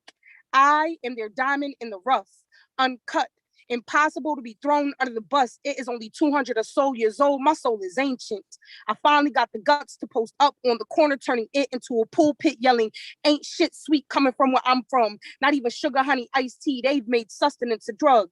Like on my block, Cinderellas who can't afford glass slippers smoke out of glass pipes instead, where scorned mothers and lovers teach men how to make a park bench a bed, where the Black Madonna and child are referred to as baby mama and bastard. Reality is bass backwards. Politicians posing as puppets, masterminds, racists use our cities as their own personal coloring books, drawing outside of lines, as if our streets aren't already rivers running red. something like Venice. Blood flows out of exit wounds that never heal from young bulls marked like veil as soon as they exit the womb. Who's really pulling the strings? I've watched angels fall with broken wings, becoming marionette dolls as demons smoke their dust, praising monetary illusions and God we trust. That blindfolded lady holds an unbalanced scale. She is neither fair nor just. In my hood, pigs don't fly, they walk upright, beating deities in broad day for simply being as quiet bystanders watch like a play on Broadway. I've seen this act 1, 2, many times. Violators of ghetto idols, later to be exonerated by a jury of their peers. Those who claim neutrality in the face of injustice have chosen the side of the oppressor. Privileged transgressors, all they see is green. I warn my brothers not to accept a fake peace offering. One last smoke before being choked or chopped on the block, undertaking the guillotine. Rats who aren't afraid to die tapping wires. Lies told through grapevines. Red and blue make purple. Double-headed snakes play both sides. I see dead homies' faces hanging from shoelaces on telephone lines. So we pour out libations like our ancestors in commemoration. Sisters don't choose gangsters because we prefer bad boys. Rather, they purposely liken our men to African warriors. It's all a ploy. Kids walk around with balled fists because the streets are hot. Their hearts are cold, stomachs empty. Those who live to eat will become carnivorous eventually.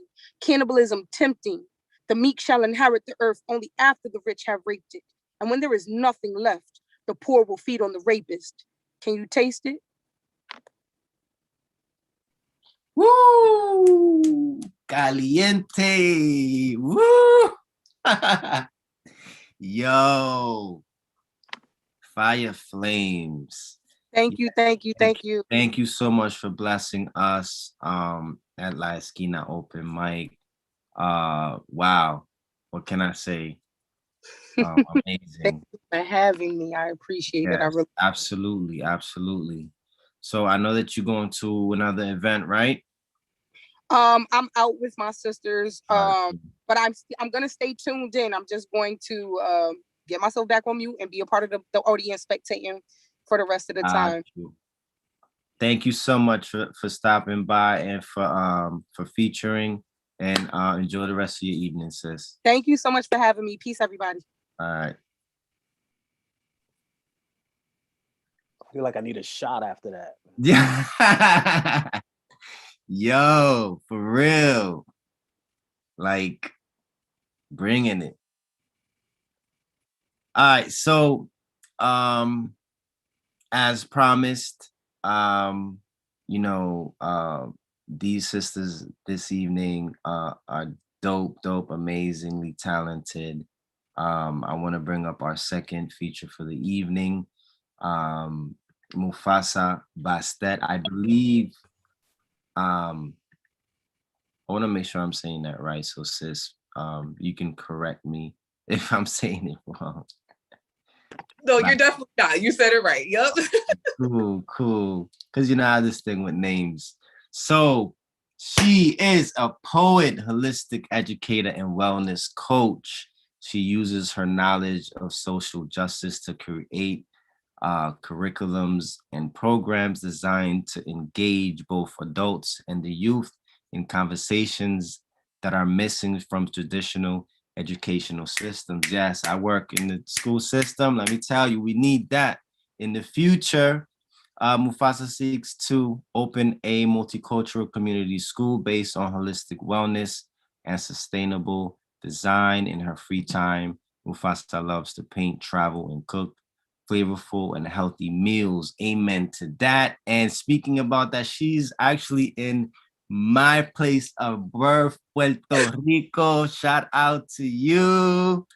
Yes, the timing was like muy perfecto. Oh my goodness. Yes, I will do this and I'll be in your homeland. So of course. So please, make sure that you let us know where people can find you, where they can get involved in some of the stuff that you're doing, please. I definitely will. Peace to everyone from the beautiful island of Puerto Rico. Oh my goodness. This is my first time here. I'm so honored because like even just to be here, because I know so many of my Boricuas back at home from New York, from Connecticut, Rebel being one of them, Darlene, like all the poets in the community. So this island is so alive, and the waters are alive, and the spirit of the people is just amazing. The history, you can feel it just walking down the streets. I'm going to the rainforest tomorrow. I'm a nature person, so I'm just really excited to really just tap in and get the healing, because I was not doing well with COVID at home. Like, it was not working for me, so I needed a break. And it's been beautiful here. So I feel so honored to share space with you all. You know, this being your homeland, this being your lineage. And then to be here is giving the sunshine, giving the energy. Thank you so much for that. It's I beautiful. appreciate it. Like, it's awesome. And then to be here connected with poetry, with our love for the community, what we're doing. It's just, I feel so humbled and so honored. So yes, if you need some Puerto Rico energy, like, yes, here, like, I just sat in the sun today, like, oh my goodness, thank you. Like, so yeah, so I just have a couple of pieces. I'm gonna make it quick. But like Rebel said, I work in education. That's my lane. That's where I choose to fight and to put my energy. I write curriculums. You know, I was working for nonprofits for many years, but they're super racist and use their funding in poor ways. So I decided to just be independent and still do the work. So like I said in my bio, my goal is to open a school. So if anyone is interested in just connecting, doing virtual programming, I speak about everything: wellness, oppression, social justice, nutrition, creative writing, mental health, like literally everything that we don't talk about in school is what I'm open to developing programming around. So if anybody is interested in that, I'll definitely put my info like in the comment section. But tonight the focus is poetry. So I have some pieces. This first one is called Never Wanted to Be a Poet, just because as you all are sharing, to be like sharing space with Elizabeth, oh my gosh. And like, I love her. Like, I was like, oh my God, I love her. I love her Instagram. I follow her like all the time. Just to be in space with such beautiful people. And it's through poetry, you know, through our love of poetry and language and art. And, you know, I never really even saw myself in these spaces until very recently. So to be welcomed in for who I am genuinely is always a gift. So done talking. It's called I Never Wanted to Be a Poet. I never wanted to be a poet. I just admired them. Loved how somehow they could flip, bake, and shake those traumas into rhythmic flows we call poetry. Poets are so fly to me. Inscribing their future with the flick of their pen, designing artistry so flamboyantly that only sapiosexuals dare step to them. Only deep thinkers and intellects can get close enough to really observe their souls. See, poets are real sensitive. They do their best to be vulnerable. May not be so open during casual conversations, but if you listen to those bars, you can see their deepest scars. They are historians. Painting emotions that run deep as oceans on the walls of your minds, like hieroglyphs. They will give you the secrets of the divinity with each rhyme, each stanza containing lessons of mishaps and misfortunes, leaving you with insights that manifest blessings, if only you were open to receive them. Poets provide what's missing. Revolutionary change agents that eloquently bring beauty back into our reality, inspiring the masses to divinely dance through each letter of the alphabet.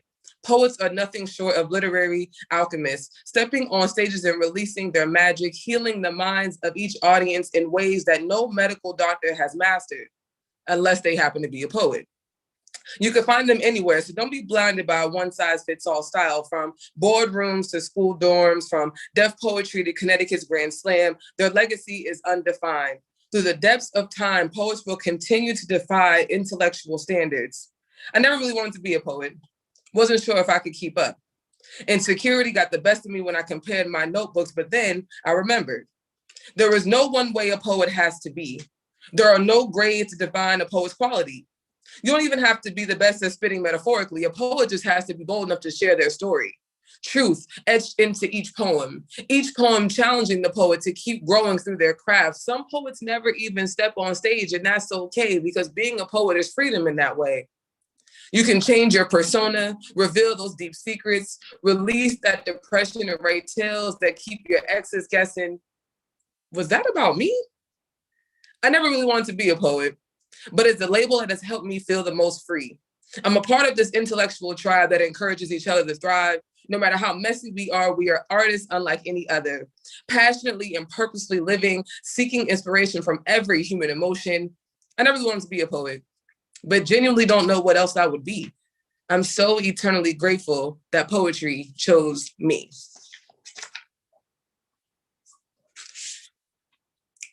So in honor of Women's History Month, I'm a woman, I'm a Black woman, I am so many things. And you know, I get to express it through womanhood, which is amazing. And so, yeah, the pieces that I'm going to be doing are just about my perspective, my persona, you know, on what it means for me, the story of womanhood. So this first piece is called I'm an Animal. I'm an animal, wild and undomesticated. I like my prey alive, so when I catch them, I can feel their soul cave to me. Just breathe, I'm not dangerous, I promise. I only pull out the Cali in me if you prove yourself unworthy. Who am I to judge? Well, I am woman. Here to challenge you, uplift you, wake you up. When you prove the comfort of your unconsciousness is more cozy than my arms as you venture into the unknown world of liberation, well, you deem yourself useless on our journey. See, I'm an animal, born in the jungle. White men with guns hunting us, chasing us, killing us for sport. White men in white suits slaving us everything from savages to straight lazy, food scarcity, causing us to act aggressively. Our mind shifted from its natural state, but me, I held on to me. I'm an animal. One with ovaries and emotions as deep as oceans, a highly tuned avatar that helps guide me through this forest, even as they try and burn it, cutting off our wisdom from us. But see, I'm a wild animal. My compass is inside of me, a divine literacy. I could train your mind to tap in, but you scared. Scared of me. Scared of you. I hate when you niggas are scared of you. Wasting so much time that I ain't got because they coming. The Mzungus ain't stopping until they have every Black lion head mounted on their wall like trophies. I'll do you the favor of killing you first. Give my people some dignity because I see ain't no real warrior in you. You the type to donate your organs to keep them living. See, I'm an animal. I got the fight in me. Ain't running from no battle. Ain't no challenge you're gonna set to me, catch me laying down flat. I refuse to make it that easy. See, I'm an animal. Claws, stay sharp. Body, stay agile. Mind always tuned to solutions. And what's crazy? They stepped in your jungle and you didn't even look twice. You gave thanks for Trader Joe's and paid Whole Foods high-ass prices if we don't got farmers growing food. See, I'm an animal. No sympathy for you niggas. Yeah, it's love and light, but I'm here, eyes wide open. And you niggas is dead weight.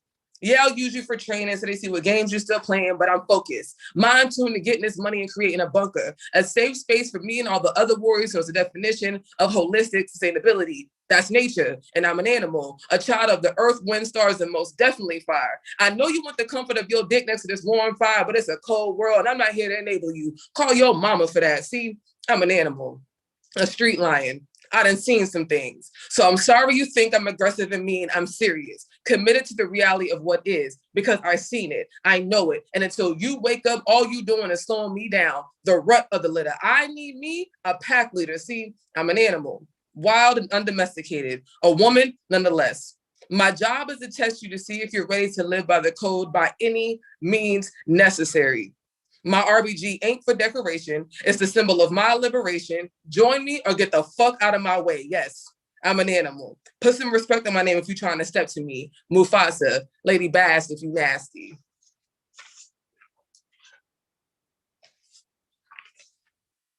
That's the warrior spirit. The animal is the warrior side. That's the warrior Mufasa. Yes, talk your shit. I'll be ready to cut somebody's head off. Like, don't play with me. Don't play with me. I will kill you. Oh, all right. So So that's for all my warrior women, man. People be like, yeah, we could be soft and delicate and whatever, but we'll kill you at the same time. Like, chill. So this Women's History Month, I've been doing a lot of research on Black Afro-Latina maternity health.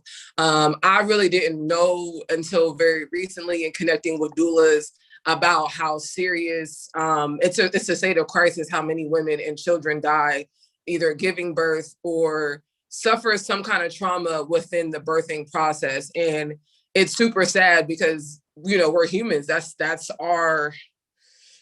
how we all got here. It's what we do. And to know and to know that many women have either been raped, victim of sexual assault, or have suffered some sort of trauma through the birthing process. All of it is it's extremely, extremely sad. And to me, through my journey, I'm coming to really want to hold men accountable for their trauma and the way that trauma gets, you know, projected into women.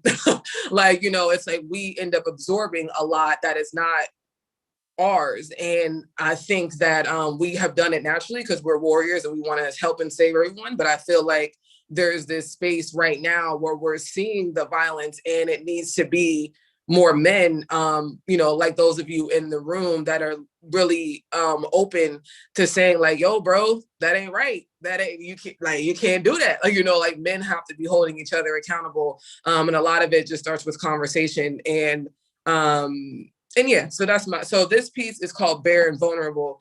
And it's just a conversation or just a story about, it's not necessarily sexual violence, but just, you know, the violence of not really being honest about a man's trauma. I stood in front of him naked, bare, and vulnerable. I allowed him to see all of me. I removed my bandages and allowed him to see my wounds. The spots that caused me the most pain, I exposed. I invited him to experience it all. This was too much for him. He cringed at the raw sores and the half-healed scabs. My bruises caused him obvious physical discomfort. His reaction didn't make sense to me. I couldn't understand why he didn't know how to be delicate with my being. His disgust for my trauma shocked me. Didn't he ever look in the mirror? Then it clicked for me. There was only one possibility. There was no way he could nurture the lacerations in my aura field, not because he didn't care to, but because he never took the time to learn how to foster his own healing. He had neglected the skeletons in his own closet for so long that he had genuinely forgotten they were there. It wasn't until he penetrated my sacred garden that I realized this. He was suffering from extreme cognitive dissonance. As soon as his life force landed on my belly, my tears started flowing uncontrollably. It was the pain that he had transferred to me, finally finding a way to be released. And even then, he couldn't see me. Open and defenseless, he stared at me with a cold blankness. I hurt all over again. But I was thankful for eyes that could see, a soul that could feel. I slowly put my bandages back on, protecting my weak spots. As he reached for my arm, genuinely confused as to why I was leaving, I grabbed on Palo Santo and handed him a piece of road quartz. I tried my hardest, I stammered. I tried my hardest to love you. I gave you the most valuable thing I have, me. I looked away and continued to dress. As I pulled on my pants, gently adorning myself with my bright yellow shirt, wrapping my crown, inspiring my head to remain held high. I put avocado oil on my face to hydrate my skin. I finally turned to him and said one last thing. My dear Black man, my rawness scares you. I see it in your eyes. It's only because you haven't mustered up the bravery to experience your own truth. I am so sorry for respecting so much of you so soon. You are right. You do still have some healing to do. And as he stood in front of me naked, bare and vulnerable, tears started to well up in his eyes. I knew they wouldn't dare fall, but I was glad to see he had a soul after all. He was clearly at a loss for words, choking on his own concoction of disappointment and emotional immaturity. The only words he could utter was, "Thank you." And for the first time, I think he finally gifted me with something so special, the opportunity for me to finally see him.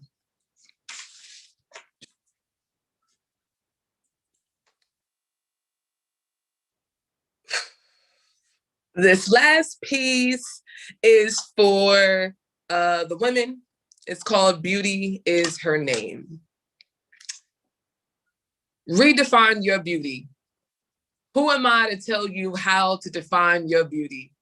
I have no idea the challenges that reside inside of your being. Can't dream of experiencing your heartache. For fuck's sake, I don't even know what's driving you to rise and hit the grind every day. So who am I but a cheerleader? Here to hype you up as you manage to slay the day, tucking your pain away, finding a way to conquer your demons, facing the shadows head on while the monsters cower at the sight of your light. How did you become so magical? I know you were suffering only because you told me so. Damn, I know that wasn't easy to say. I'm sure you thought it would tarnish your perfectly molded image, but honey, it only added to your power. Your crown still sits pretty as you remind us that beauty is more than looks, but also authenticity. Promise me you won't let the European standards of this society force you to cry when we don't acknowledge you. Know that you are the guide that people refuse to acknowledge they look to. It's easier to say it's some white man in the sky named Jesus, an invisible entity that doesn't hold anyone accountable. You hold a mirror up to this world and they can't stand you for it. Never realizing you had no malintent. You were just trying to show them the beauty you see in them, hoping they acknowledge it so then they will validate the light in your eyes. But it's not you, divine woman. It's always been them. Don't ever second guess yourself because of them. I know you feel used and abused because of them, internalizing their fuck ups, hoping then they will stop using your womb as their punching bag. Stop using your vagina as an emotional dumping ground, as if you aren't the gatekeeper to this earth. As if your portal isn't the holy pearly gate they keep dreaming about. They didn't call you Eve for nothing. As the old proverb goes, you brought them into this world. I know you were just one more heartbreak away from taking them out. I can't blame you because you didn't raise them to treat their mama this way. They keep thinking their judgment day will come when they hit the grave. They forgot they face God every time they see your face. They are cowards, and that's simply a decision they made.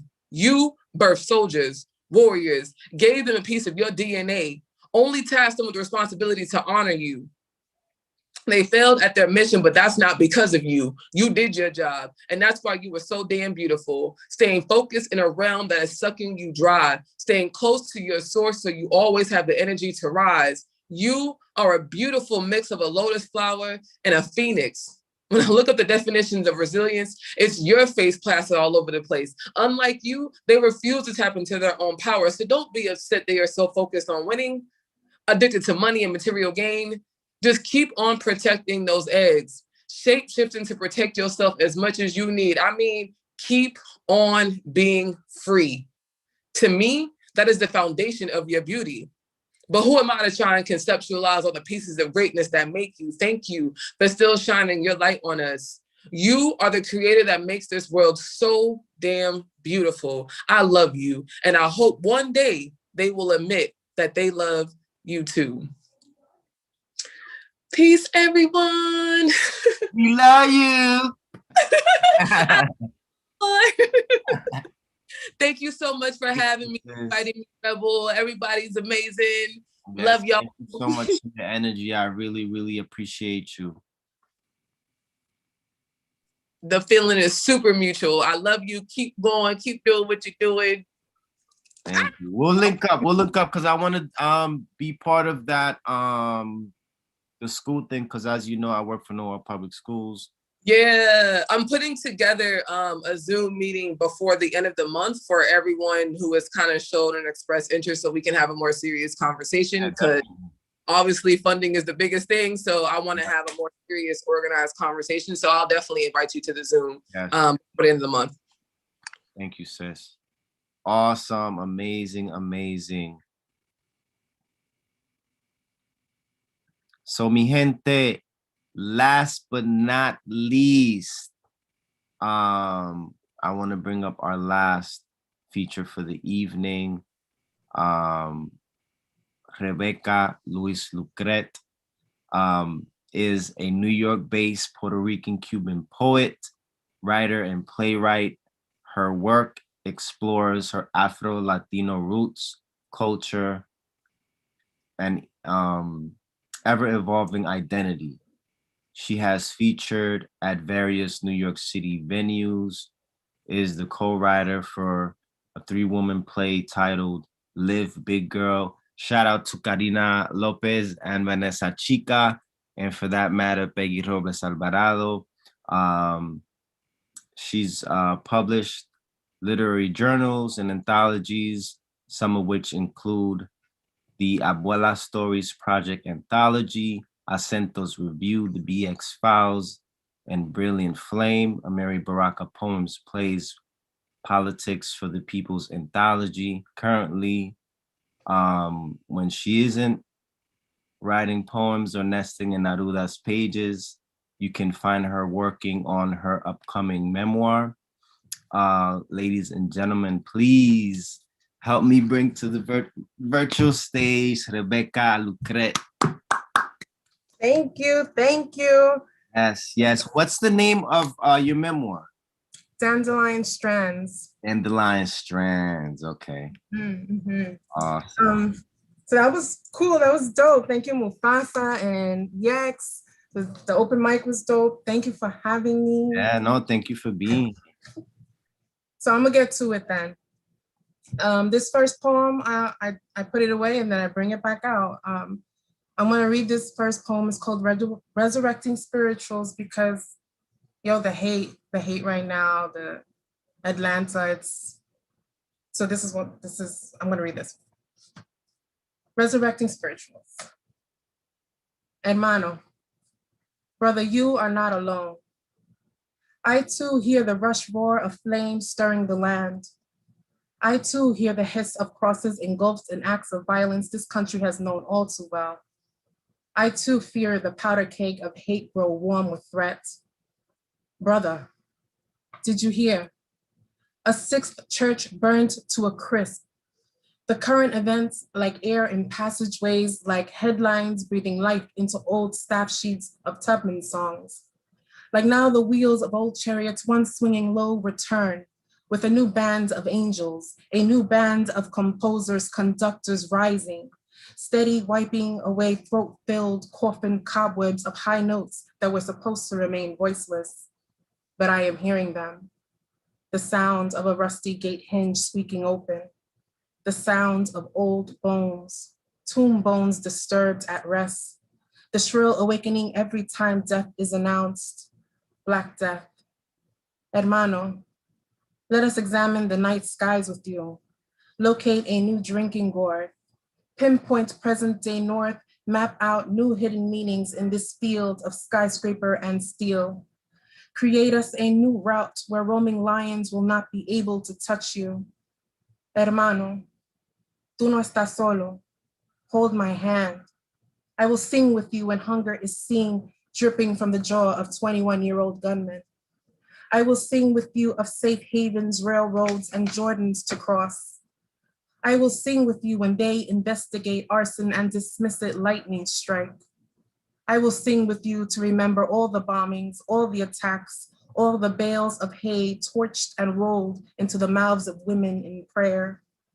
I will sing with you when the charge aims to short circuit brown girl dreams. I will sing with you to remember 4 Black girls, 4 Black deaths. That was 4 spirituals that day. I will sing with you for the 9 in Charleston, for the wounded already singed in the blaze of internet access.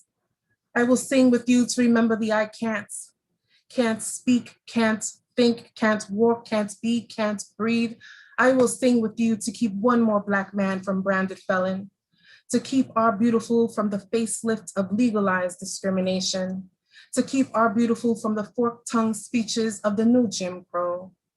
I will sing with you when the lion is on the hunt, when the hunt froths at the mouth of the beast, when the beast resembles soot and lungs. I will sing with you to say their names, to let each syllable rest on the lips of those still walking, lest We forget history is now, Black death is now, another spiritual is now. Listen, note heads, flag, and stem climbing between bar lines, coming to. Repositioning bass, clefs, B sharps, and every good boy does fine, revived and ready. Hermano, together we will mount the stage of life, fill our lungs, belt out the new warning songs to rekindle a replica of love for the people once again. Our songs, a soliloquy of telling those before, those after, those present, we are not bullseye, we are not prey, we are the Moses of the people, nuestro coro, a chorus powerhouse to shield of lions once again. That was the first poem. Okay, so I'm gonna just keep going because that in between talking, that don't work for me. Okay, so this one's called Dear Primo, as in one of the types of drums in bomba. So just to be sure, I'm not talking about my cousin. Dear Primo, I don't really want to be remembered for the use of my cliches, but I will have to agree. Absence does make the heart grow fonder. I miss the pulse of your breath, the drumming of your heart, the seeds of our stories, the bodies. I miss how you take me in your arms, made me feel like home, made me listen to the stirrings of Doña Fina and Titere, Ashe. I think of how you always made me feel like I was born of you. Our brown skin, can a color be more glorious? Your boom of a voice. Can a sound be more humbling? Can a sound nurse as you have? Can a beat, a sika sound like the calling of my name? Oh, how I wish you'd call my name again. Watch me bow, not of God, but of life, of the energy coming through you, connecting to the power in me. Oh, how I wish you'd call my name again. See our survival in the greeting of the drum. See our mothers in the ruffles of my skirt. See the movement of a body in a different language under a different sun, telling of new triumphs. Oh, how I wish you'd call my name again. Call and I'll respond. Call and I will celebrate us at home, on island, on mountain, in love, in fight, in waves, in the blah, blah, blah, in the fist perched in the crooks of my waist. Oh, how I wish you'd call my name again. This next poem is titled, This Black Mass of Hair is Revolution. This black mass of hair is revolution. The soldiers are coming to, recovering from that Negroism, recovering from stolen truths, recovering from biochemicals scorching roots of the motherland.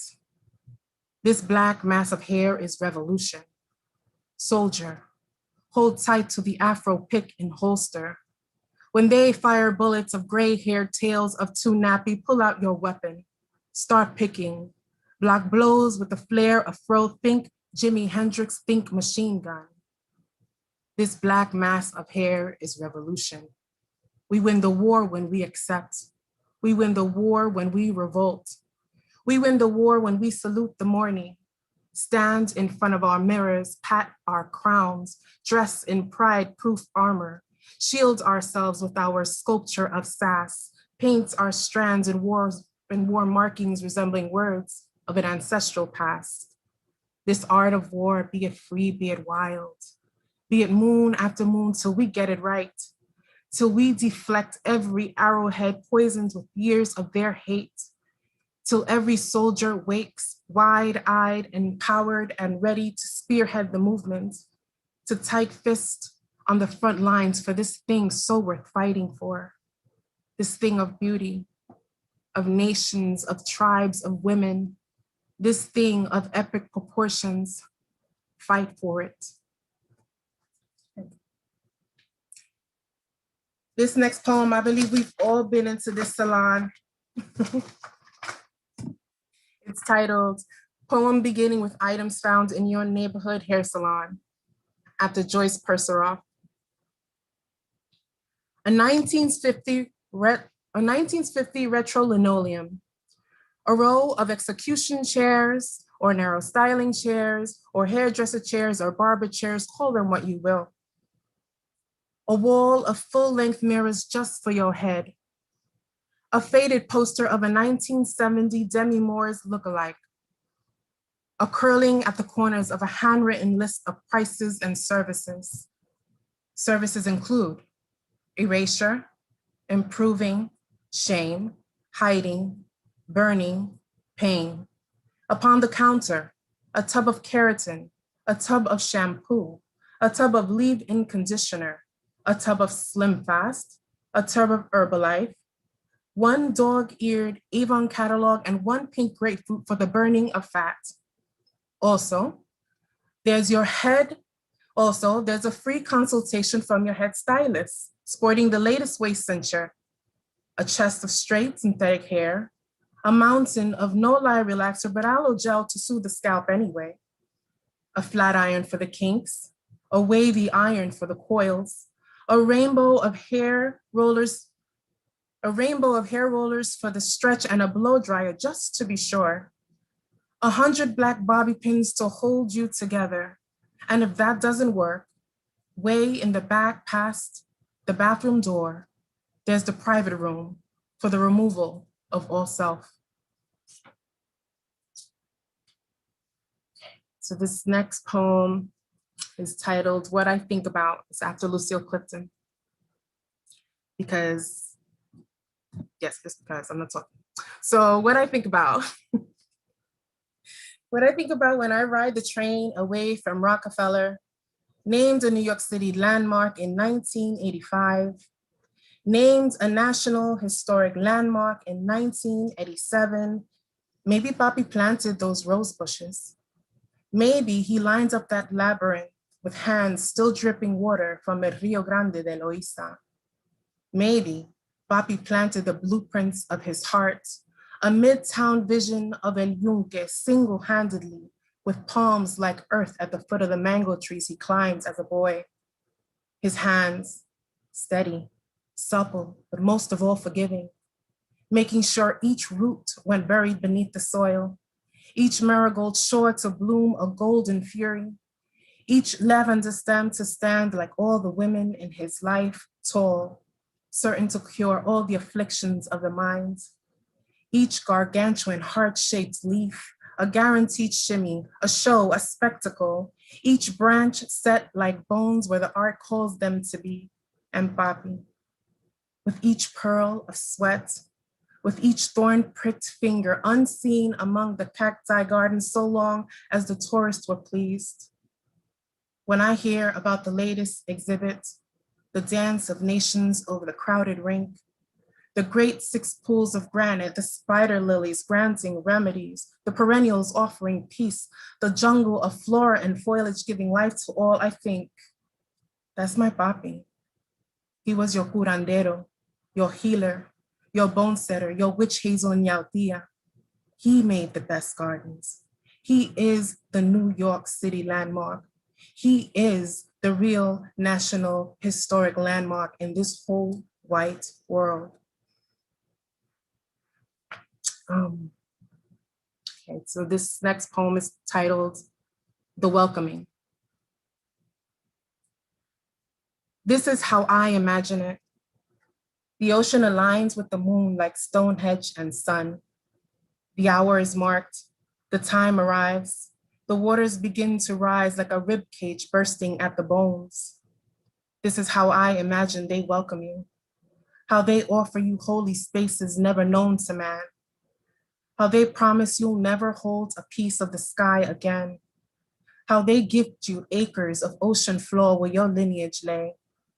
This is how I imagine the transition, how they will take your cuentos, how they will take the warmth of your arms, how they will take all the kisses and all the bendiciones as I remember them, how they will take your scent of recaito and the cuembe beating beneath your breast to make a dancer out of you.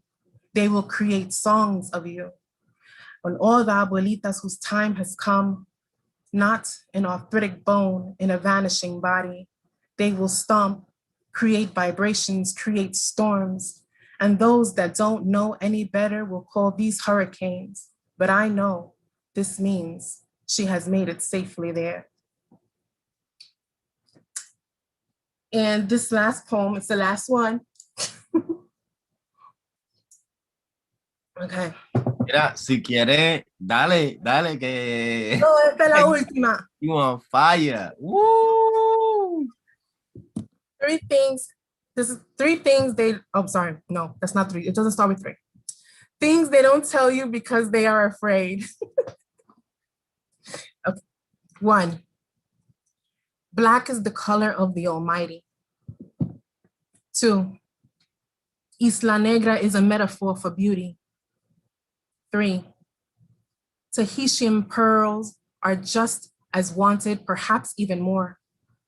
4, tourmaline stones aren't just rocks. 5, Eddie Palmieri's chocolate ice cream sounds like heavy breathing and ay, que rico. 6, La hija de Bobe is an ancestral calling. 7, I am the ancestral calling. 8, negritas like me have always been rainbow. 9, Black women like me are of timbales and brass trumpets. 10, there's do, re, mi, and then there's campo yo vivo triste, cada día sufriendo más. Ay Dios, ¿qué será de mí? Si no bailo esta bomba, me voy a morir. 11, it always sounds better in Spanish. 12, there are only 2 birthplaces. Both are dark and glorious.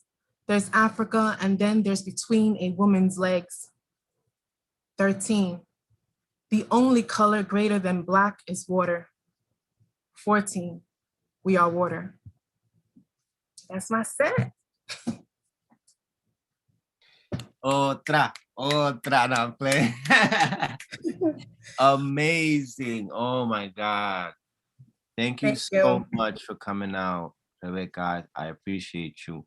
I'm truly a fan of your work. Let me see who's left.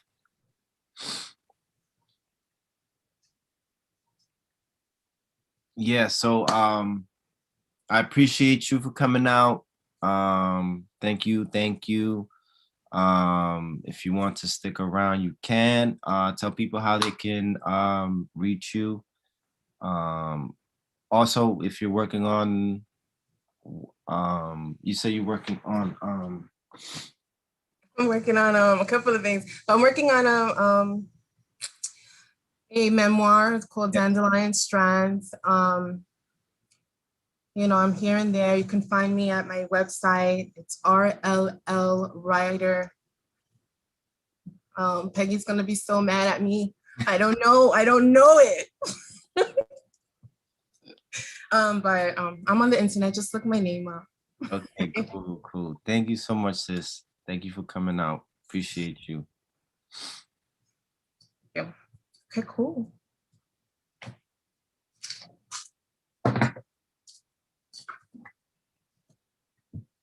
Ponce. Son las 9:34. I'm just seeing to see if anybody didn't get a chance to go on.